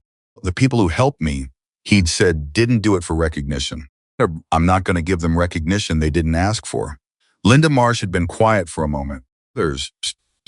Then she'd said, that's going in the article, you know, who they are. Just that you said that. Cole had considered it. All right, he said, that can go in.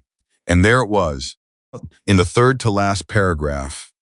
When asked about the community support that helped save the ranch, Bennett was brief. The people who helped me didn't do it for recognition. I'm not going to give them recognition they didn't ask for. He paused. Good people exist. I got to meet some of mine. Cole sat in the truck and read that paragraph twice. Read the paper. He drank his coffee. He looked out the windshield at the gas station and the empty road and the enormous sky above the Montana flatland. Good people exist. I got to meet some of mine. He hadn't planned that line. It had just come out the way true things do when you're tired of being careful with language. Right before he finished the coffee, it was Derek Hayes. Derek said, just now, Cole said. Good piece, Derek said. She's a good writer. A pause. I want to talk to you about something, Derek said. Over the phone. You free this weekend? Cole ran through the weekend in his head. The breeding stock arrangement with Travis Webb that he'd been preparing for Travis was bringing the first 2 heifers in 10 days. And Cole had been getting the East pasture ready. Ongoing paperwork from the coalition grant. The veterinarian who'd reached out after the article and was coming Saturday afternoon. Saturday morning, Cole said, early is better. Early works, Derek said. I'll be there at 7. He arrived at 6:55. On the same bike he'd ridden the first morning, just him. No formation, no chapter, the single quiet arrival of a man who has something specific to say and doesn't need an audience for it. Cole had coffee ready. They sat at the kitchen table, the way Cole and his father used to sit, 2 people who respected each other's time and didn't need to fill silence just to fill it. Eric looked at the kitchen.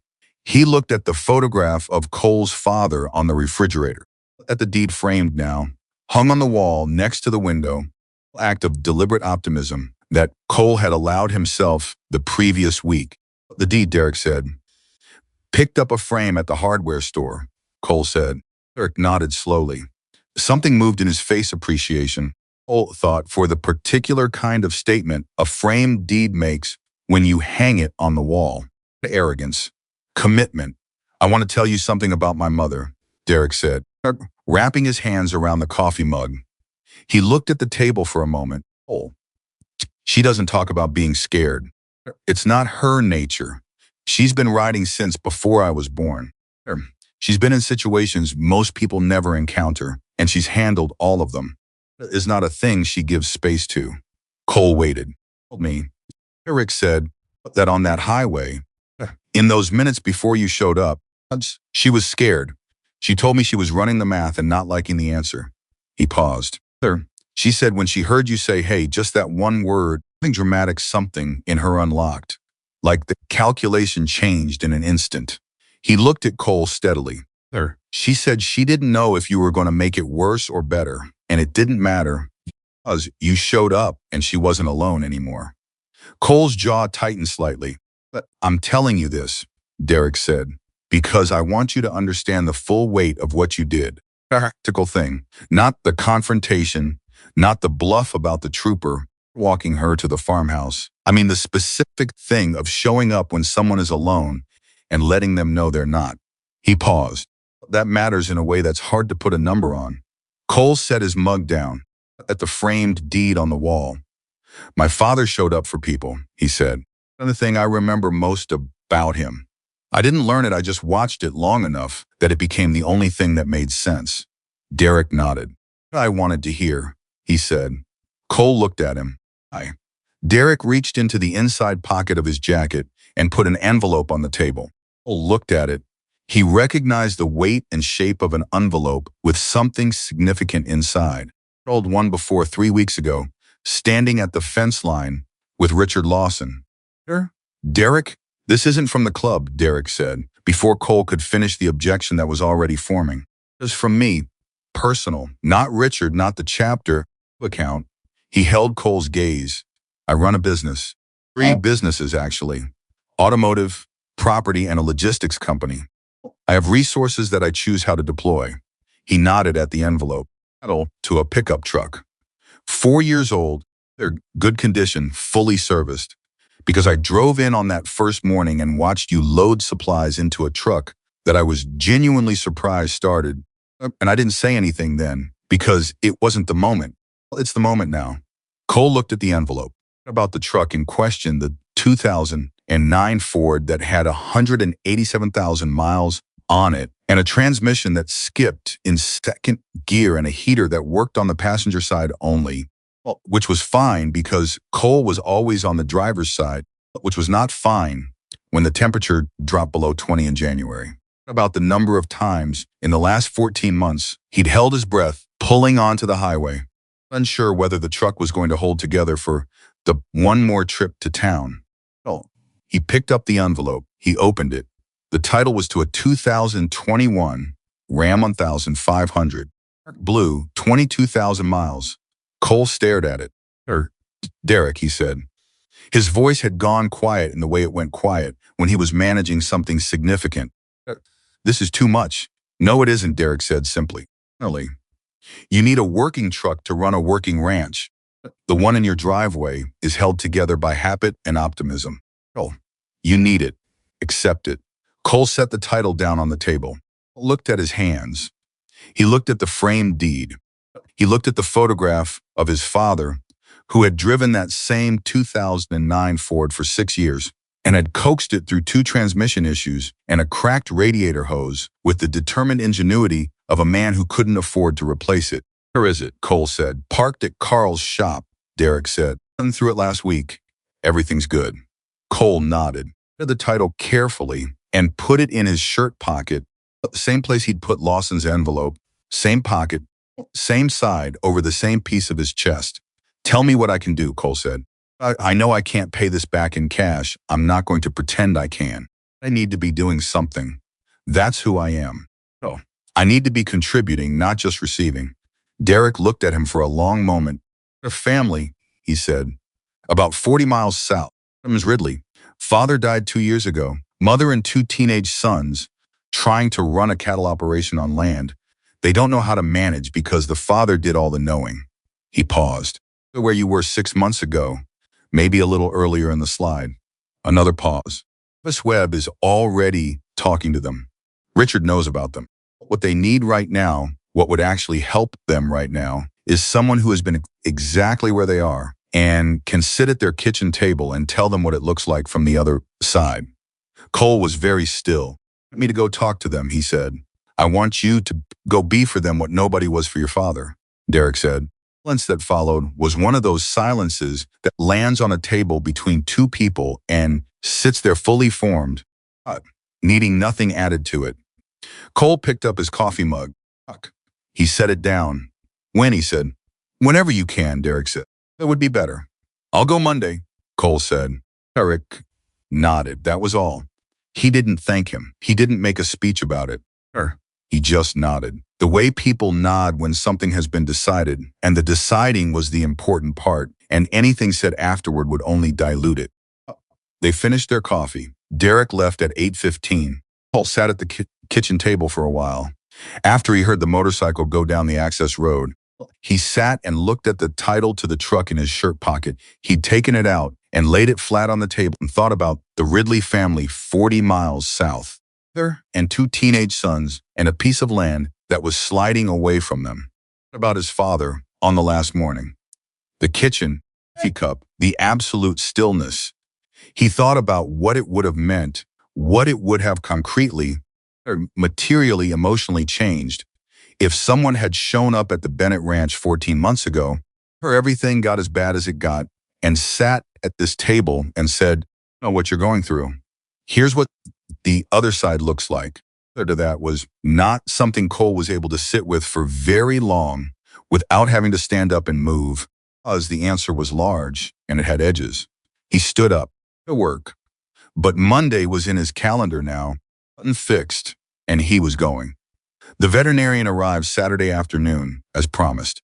Her name was Dr. Sasha Reeves, and she had read the article in the Gazette and then read the regional pickup of it in the Great Falls Tribune, the number the coalition had listed in their supplementary announcement, and been connected to Cole's cell. Of course, she was in her late 30s, compact and direct, with the particular no-nonsense manner of someone who has spent her career dealing with large animals and the humans who love them, out of whom she has learned to handle with equal parts expertise and patience.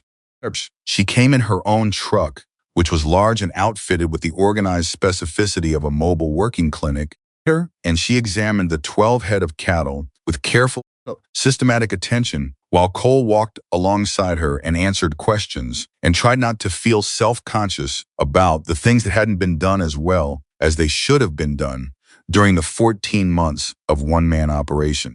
Don't make him feel self-conscious. That was the thing he noticed first about her. She had the quality of a professional who understands that the condition of an animal reflects the circumstances of its caretaker.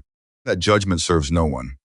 Overall condition is better than I expected given the situation, she said when she'd finished. The third steer has a respiratory thing starting early stage, or easy to treat. The youngest heifer is underweight. Everything else is manageable.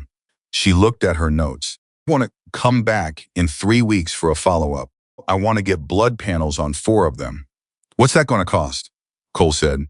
He asked it directly because the time for managing his pride about asking direct questions about money had passed. Sasha Reeves looked at him over her clipboard. "What did the article say you paid for the labor on the foundation work?" Cole blinked. "Nothing. That's what the vet work costs," she said. His gaze until he understood that she had read the article, made a decision, and was not interested in having that decision argued with. "I'll invoice you for materials only.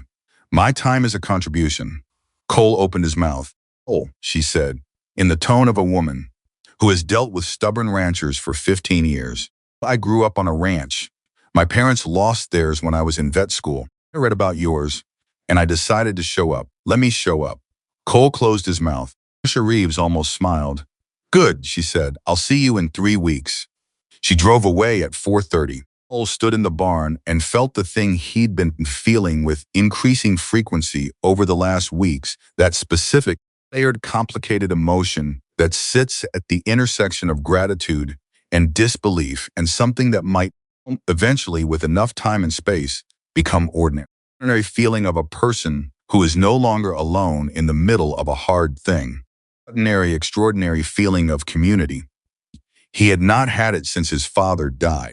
He had missed it in the wordless, bone-deep way that you miss something you didn't know you depended on until it was gone. Back to the farmhouse. He called Travis Webb. "Peppers," Cole said, when Travis answered, "I want to be ready. I need to know going in." Travis talked for 40 minutes. He was detailed and specific and occasionally funny, with the dry, self-deprecating humor of a rancher who has made enough mistakes to find them amusing in retrospect. Cole took notes on the back of the coalition grant envelope, which was the nearest paper at hand, filling in the margins with abbreviations and numbers and the specific practical knowledge of someone who has been doing this correctly for 12 years. When they finished, Travis said, "You're going to be fine. I'm starting to think so," Cole said. "Don't just think it," Travis said. "Know it. There's a difference." Cole looked at the notes in his hand. He looked at the framed deed on the wall.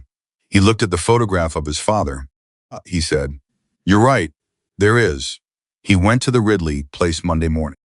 Took 45 minutes on back roads that ran parallel to the mountain range and caught the early light in a way that Cole noticed without intending to, or the way you notice things when you're paying a different kind of attention than usual.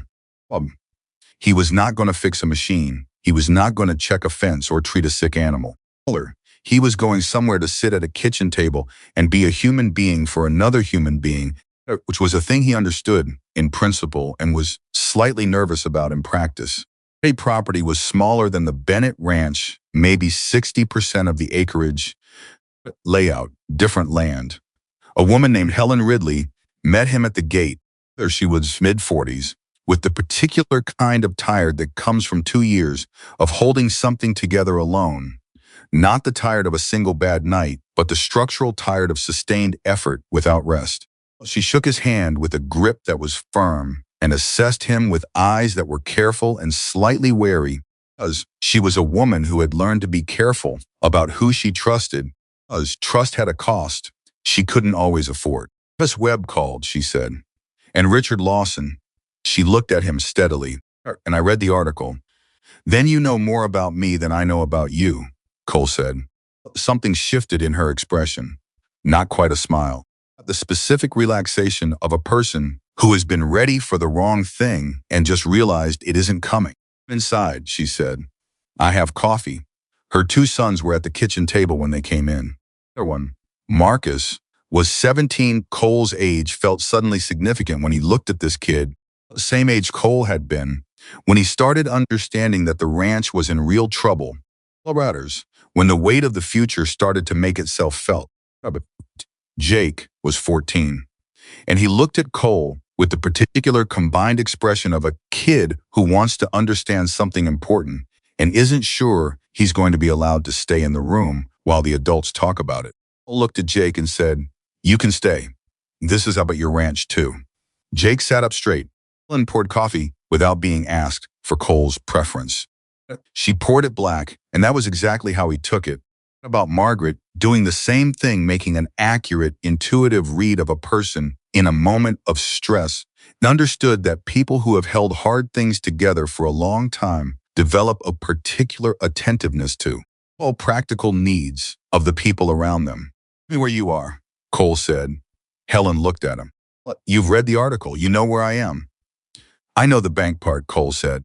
"Tell me the rest." She looked at him for a moment. Then she told him. All of it, not just the numbers. The mornings when she didn't know how to prioritize between 3 things that all needed to happen immediately. Rebecca taped the corners, the equipment failures she couldn't diagnose, the livestock decisions she second-guessed because her husband had made those decisions and she'd been learning them from scratch since his funeral. The nights when Marcus took on too much because he was trying to be the man of the house at 17, and she could see it aging him and couldn't figure out how to stop it without making him feel useless. From all of it in the flat, factual voice of a woman who has made the decision to stop managing how bad things look and just say how bad they are. Cole listened the way Derek had listened to him, walking the fence line attentive, rushing, not filling silences before they needed filling.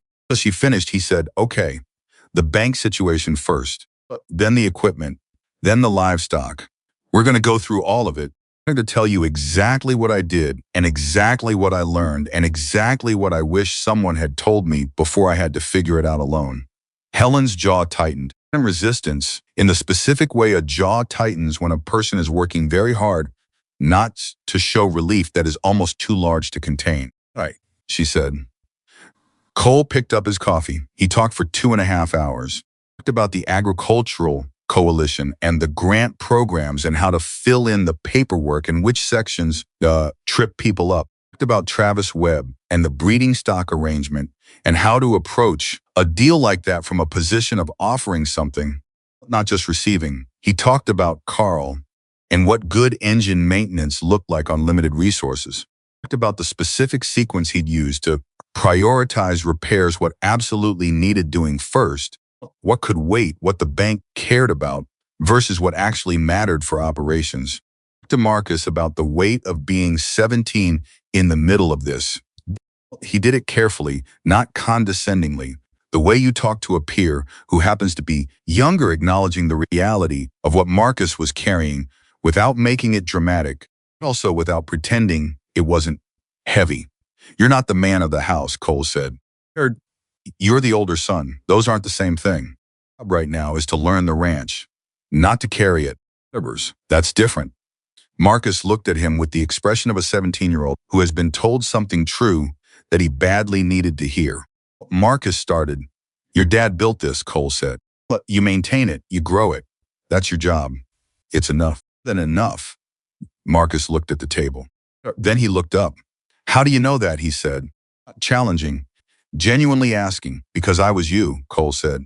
A year ago. The room was quiet for a moment. Helen put her hand flat on the table and looked at Cole and said, what do we do first? Cole told her. He stayed until 2 in the afternoon. When he left, Helen walked him to his truck, the old 2009 Ford, as the Ram was still at Carl's shop, and Cole had told himself he'd pick it up when it felt right, and it hadn't felt right yet, and he suspected it would feel right when he could accept it without the acceptance, feeling like something was being taken from him rather than given. And she stood at the driver's door and looked at him. Richard Lawson called me, she said, before you came. He said you'd be the right person to send. She paused. He said, and I want to quote this exactly. Cole Bennett is the kind of man who helps because he can't help it. Trust him. Cole stood with his hand on the door handle. Oh, he said. He did, Helen said. Cole looked at the Ridley land, at the equipment in the yard, some of which he'd already mentally cataloged and diagnosed during their conversation.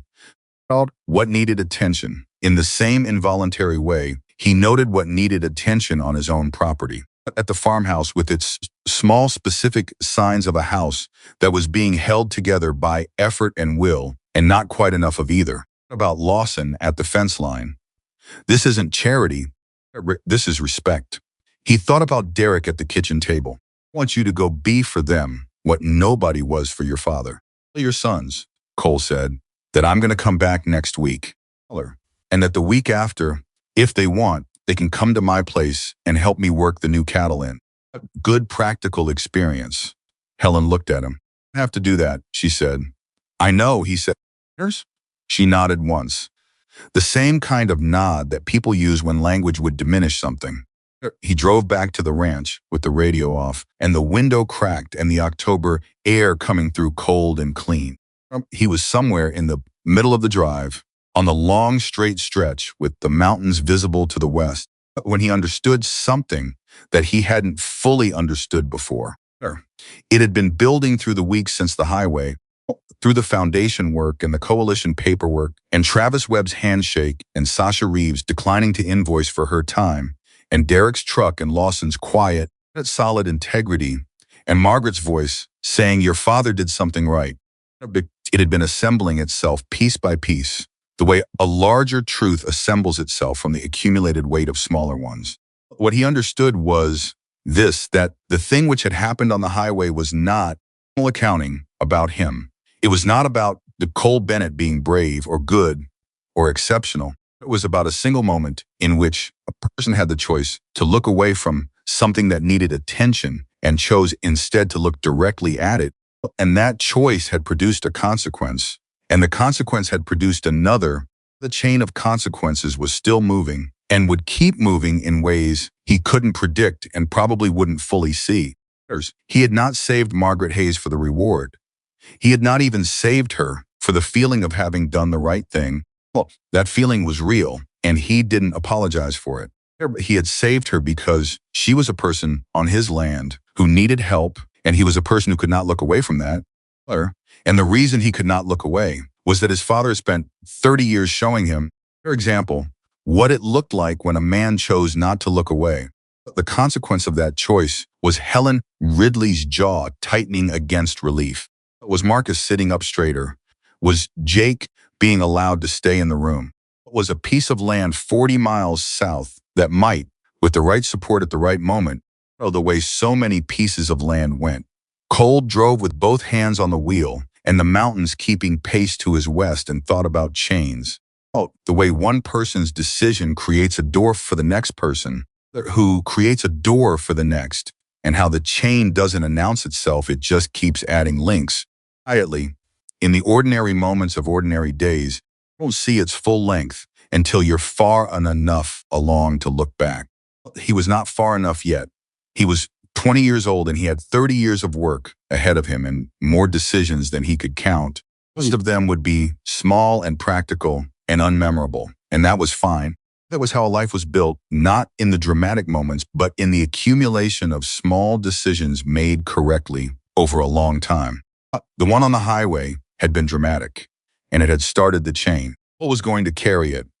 He got back to the ranch at 2:30, changed his clothes, went to the barn, and started the afternoon feeding rotation. All moved the way cattle move, unhurried, large, with the specific settledness of animals that know their routine. Moved through the barn with the automatic efficiency of a person who has done this particular sequence of tasks so many times it lives in the body rather than the mind, freeing the mind for other things. He was thinking about June. Margaret had said June. She had said 120 people, an afternoon coffee ready. He was thinking about what that would look like. His grandfather's land, his father's land, his land full of people who understood the value of loyalty and the weight of a debt and the particular moral clarity of showing up when you're needed. 120 people who had made their own choices about their own chains and who would park their motorcycles in his yard and drink his coffee and look at his fields and know, being told, the full story of what those fields had almost become. He was thinking about what his grandfather would have made of it. The old man would have laughed, the way you laugh at something too improbable for fiction. And then he would have gotten out the good cups from the cabinet above the refrigerator that nobody used except on serious occasions. And he would have made the coffee strong and stood at the door to welcome every one of them. That was the Bennett way, because that had always been the Bennett way. Cole finished the evening feeding and closed the barn and walked back across the yard to the farmhouse in the last of the October light. He stopped at the porch. He put his hand on the new railing solid, properly anchored the work of people who had come because they wanted to and done it because it needed doing. There for a moment. Then he went inside, sat at the kitchen table, called Travis Webb. The Ridley family, he said, south, 40 miles south. They need a breeding stock arrangement. They're to mine. Can you make that work? Travis was quiet for a moment. Caring for them? I am, Cole said. Then yes, Travis said. I'll make that work. Cole nodded to himself. One more thing, he said. Coalition grant the multi-generational farm disruption fund. Helen Ridley qualifies. She needs someone to walk her through the application. I'll help me with some of the technical documentation. Another pause. Longer this time. Travis said, yeah. You know what you're doing. Looked at the framed deed on the wall. About his father saying, the kind of man you are is decided when nobody is watching. About Lawson saying, thank whoever decided to make you the way you are. About Derek saying, I want you to go be for them what nobody was for your father. About a 17-year-old kid named Marcus sitting up straighter when someone told him the truth about what his job actually was. Cole said, I know what I'm doing. Good, Travis said. Carl tonight. Cole put the phone down. He looked at kitchen, the same kitchen where Margaret Hayes had sat with her wrapped wrist and her coffee. Had told her, his father used to say, the kind of man you are is decided when nobody is watching. Same kitchen where the bank notices used to sit on the counter. The same kitchen where his father had died with a coffee cup in his hand on a Tuesday morning 14 months ago. The same kitchen, completely different room. He got up and put the kettle on. Outside, the October dark was settling across the Montana flat. Fires were beginning, and somewhere north, on the highway, a pair of headlights moved through the dark in the direction of no particular story, but just a person going somewhere. And it was possible, entirely possible, carrying only the right combination of chance and character that whatever happened next on that dark highway would set something in motion that nobody would see coming. Cole knew that now. He understood the mechanism. He had been on both ends of it. He poured his coffee and sat down and opened the notepad where he was keeping the list of things that needed doing the Ridley grant application, this web paperwork, the follow-up with Sasha Reeves, the June planning for Margaret's ride, and he added to the bottom of the list, in the careful, deliberate handwriting of a man who means to follow through, on Marcus, bring him out Tuesday. He underlined it. Then he got to work. Marcus Ridley showed up Tuesday at 7 in the morning.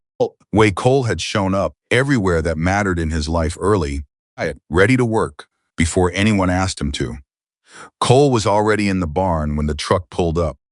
He heard it, recognized it wasn't Travis and wasn't Carl by the particular sound of the engine, and came out to find Marcus standing in the yard with his hands in his jacket pockets and the expression of a 17-year-old who has committed to something and is determined not to let the nerves show. Cole looked at him. You eat? Yes, sir, Marcus said. Good, Cole said, because we don't stop until noon. Marcus nodded and straightened slightly. Cole saw in that small movement the same thing Derek had probably seen in Cole 6 months ago, a young man who needed someone to treat him like a person capable of carrying real weight, a kid to be managed and protected from the hard parts. Cole handed him a pair of work gloves from the shed. Other heifers Travis brought last week, Cole said. They're settling into the east pasture, but the younger one is still anxious. We're going to work her slowly this morning. Watch how she moves before we do anything else. Okay, Marcus said. Put the gloves on. Ask questions, Cole said. At the end, as they come. Marcus looked at him. Most people say to hold questions until the end. Most people are wrong, Cole said. If you don't understand something while it's happening, you'll misremember it by the time you get to the end. Ask as it comes. Marcus nodded, and something in his face shifted, not dramatically. The sudden transformation of a movie moment, but the small, real shift of a person stepping into a version of themselves that fits better than the one they'd been wearing. They worked until noon. Marcus asked 11 questions, answered all of them straight, without talking down, shortcutting the complicated parts. By 11 o'clock, Marcus was moving around the heifer with the beginning of the patient, attentive confidence that good livestock work requires not forcing anything, rushing, reading the animal's responses and adjusting, the same skill that took Cole 3 years to develop, beginning to show its first faint shape in a 17-year-old kid 40 miles south. At noon, Cole made sandwiches. They sat on the porch and ate, and Marcus looked at the fields and said, preamble, my mom cried last night. Cole looked at him. Travis, Marcus said. She didn't know I heard. I heard. He paused. She was on the phone with my aunt, and she said that for the first time since Dad died, she felt like it was actually going to be okay. He looked at his hands. She hasn't said that before. Not once in 2 years. Cole held that. He didn't rush past it. He didn't soften it with something easy. Right, Cole said. It is going to be okay. Marcus looked at him. There. How do you know? Because she's fighting for it, Cole said. So are you. And you've got people behind you now. He paused. That changes the math. Marcus was quiet for a moment.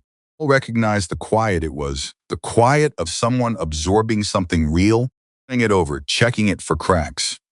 Cole had sat in that quiet himself, at this same table, holding an envelope from Richard Lawson and trying to understand what it meant that the world had just shifted in his direction. Margaret Hayes called my mom too, Marcus said. Cole looked at him. Last week, Marcus said. He told her about the June ride. If she wanted, the Ridley property could be a second stop on the route. He paused. That because of you? Cole thought about it honestly.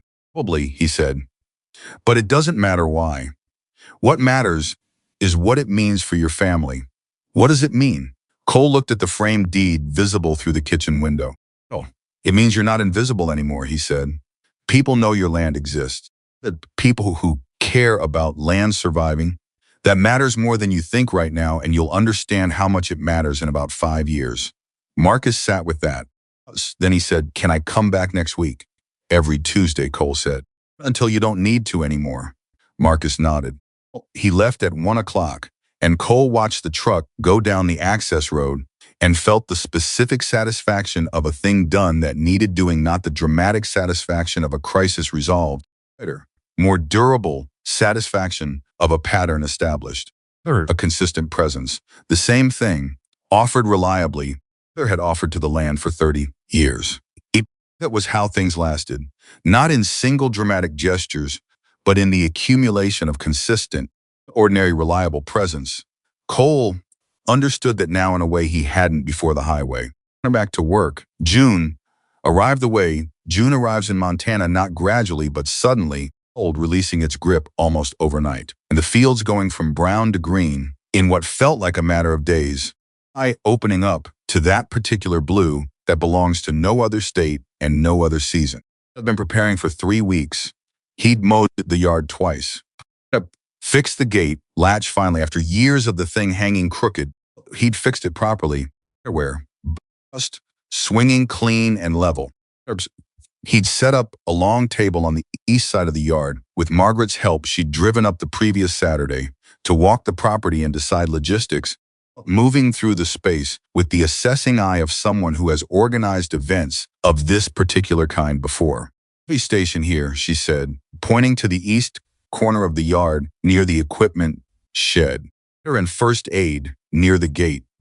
The riders will want to walk the property people always do when the land is good. Come. I'll leave the barn open, Cole said. Margaret looked at him. You sure? It's a working ranch, Cole said. If they want to see it, they should see it working. She nodded. Your grandfather would have done the same thing. Cole looked at her. You know him? No, she said, but I know you. And that tells me enough about him. The morning of the ride, Cole was up at 4. He made enough coffee for 200 people, as Margaret had said 120, and Cole's father had taught him that you always prepare for more than you expect, because the expected number is never the real number. He'd enlisted Sasha Reeves, who had become a regular presence on the ranch in the 6 months since her first visit, and Ridley, who had driven up with Marcus and Jake the day before to help set up. Bus Webb came the evening before with 3 of his people and spent 2 hours helping Cole organize the yard flow, where bikes would park, where people would move, how to keep the whole thing from becoming chaotic. Not chaotic. The first riders arrived at 9:15. 9:45, the sound that Cole had first heard in the pre-dawn dark of a morning 6 months ago was filling his yard again, that deep, organized roar of many engines, carrying this time not the weight of an obligation being discharged, but something lighter. Celebratory, the sound of people who have come somewhere because they want to be there. 138 riders. Cole stood at his gate, the fixed gate, standing level, and counted them in. Richard Lawson arrived near the middle of the column, up beside Cole, cut his engine, and got off. He looked at the yard. He looked at the fixed gate, at the fields, green and working, and the farmhouse with its solid porch and its non-leaking roof. Oh, well, he said. Well, Cole said, and put out his hand. Cole took it. They shook the way they'd shaken at the fence line 6 months ago, with the weight of everything that had happened between those 2 moments, held in the grip, pledged, and then released. Your grandfather would be proud, Lawson said. That, Cole said. Good. Lawson said. Keep thinking about it. It'll keep you honest. He walked into the yard. Eric's came through last. The way he'd come first on that original morning at the front of his chapter, celebrate, reading the space as he entered it. He stopped beside Cole and looked at everything without speaking for a long moment. You fixed the gate, he said. 14 months overdue, Cole said. Eric smiled. A real one. The kind that comes from somewhere that doesn't perform. How's the Ridley family?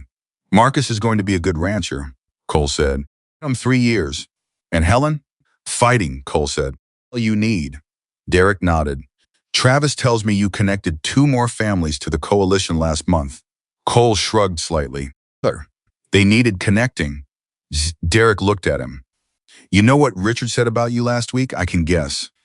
He said you're the best thing to come out of a highway shoulder in the history of the club, Derek said. And Richard Lawson doesn't say things like that.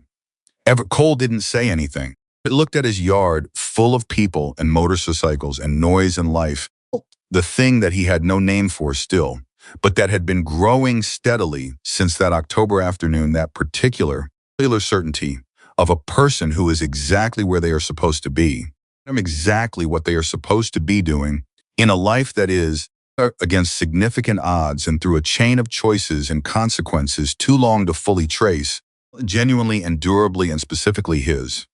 Margaret found him an hour into the event, standing at the edge of the yard near the barn. She stood beside him, and they looked at the people on his land together, the riders moving through the yard and the fields, conversations happening in clusters, Marcus Ridley talking to a woman from Carl's crew with the focused, earnest energy of a young man who has been given permission to take himself seriously. Jake sitting on the fence rail next to one of Travis Webb's people, learning something about cattle that he'd never been taught before. Sasha Reeves laughing too loudly at something near the coffee station. This, Margaret said quietly, not directing the statement anywhere, just saying it into the air. The way you say a thing when the only appropriate response to it is acknowledgement. No, Cole said. She was quiet for a moment. I want to tell you something, she said. I want you to really hear it. He turned to look at her. What happened on that highway, she said. I have thought about it every day since. The fear, I've made my peace with the fear. But the moment when you walk toward it instead of away, she held his gaze. I've been riding for 35 years, and I have met thousands of people on the road. In 35 years, I have met maybe a dozen people who have that quality, that specific inability to look away from a thing that needs addressing. She paused. Connors, you are going to spend your whole life bumping into moments that need addressing, and you are going to address them. And every time you do, something is going to move. You may not always see it move. Cole held her gaze.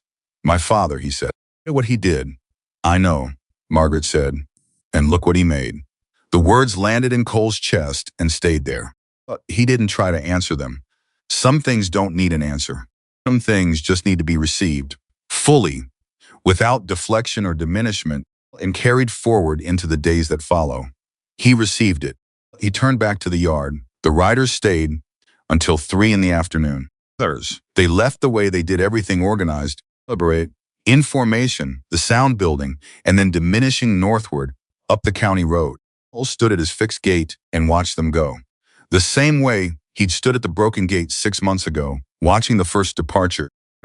And the difference between those 2 moments in the gate, in the man, in the land behind him, in the network of human connection that now surrounded and supported what had almost been lost, was not something he could have explained to anyone who hadn't stood in both moments.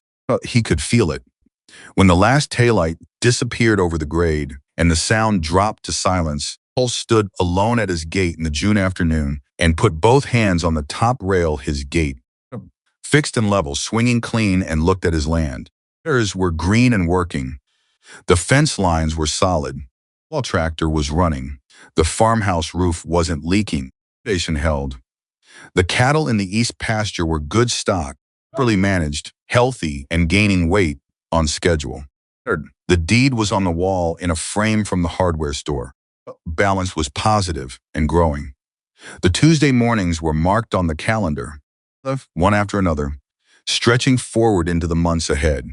Somewhere 40 miles south, a mother and two sons were fighting for a piece of ground with real tools and real support and a real chance.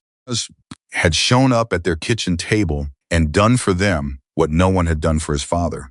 About the chain, about how long it was now and how far it reached and how many more links were going to be added by people he'd never met, he'd never see, because of a single decision made on a highway shoulder on an ordinary October afternoon by a 20-year-old kid with grease on his hands and nothing to gain.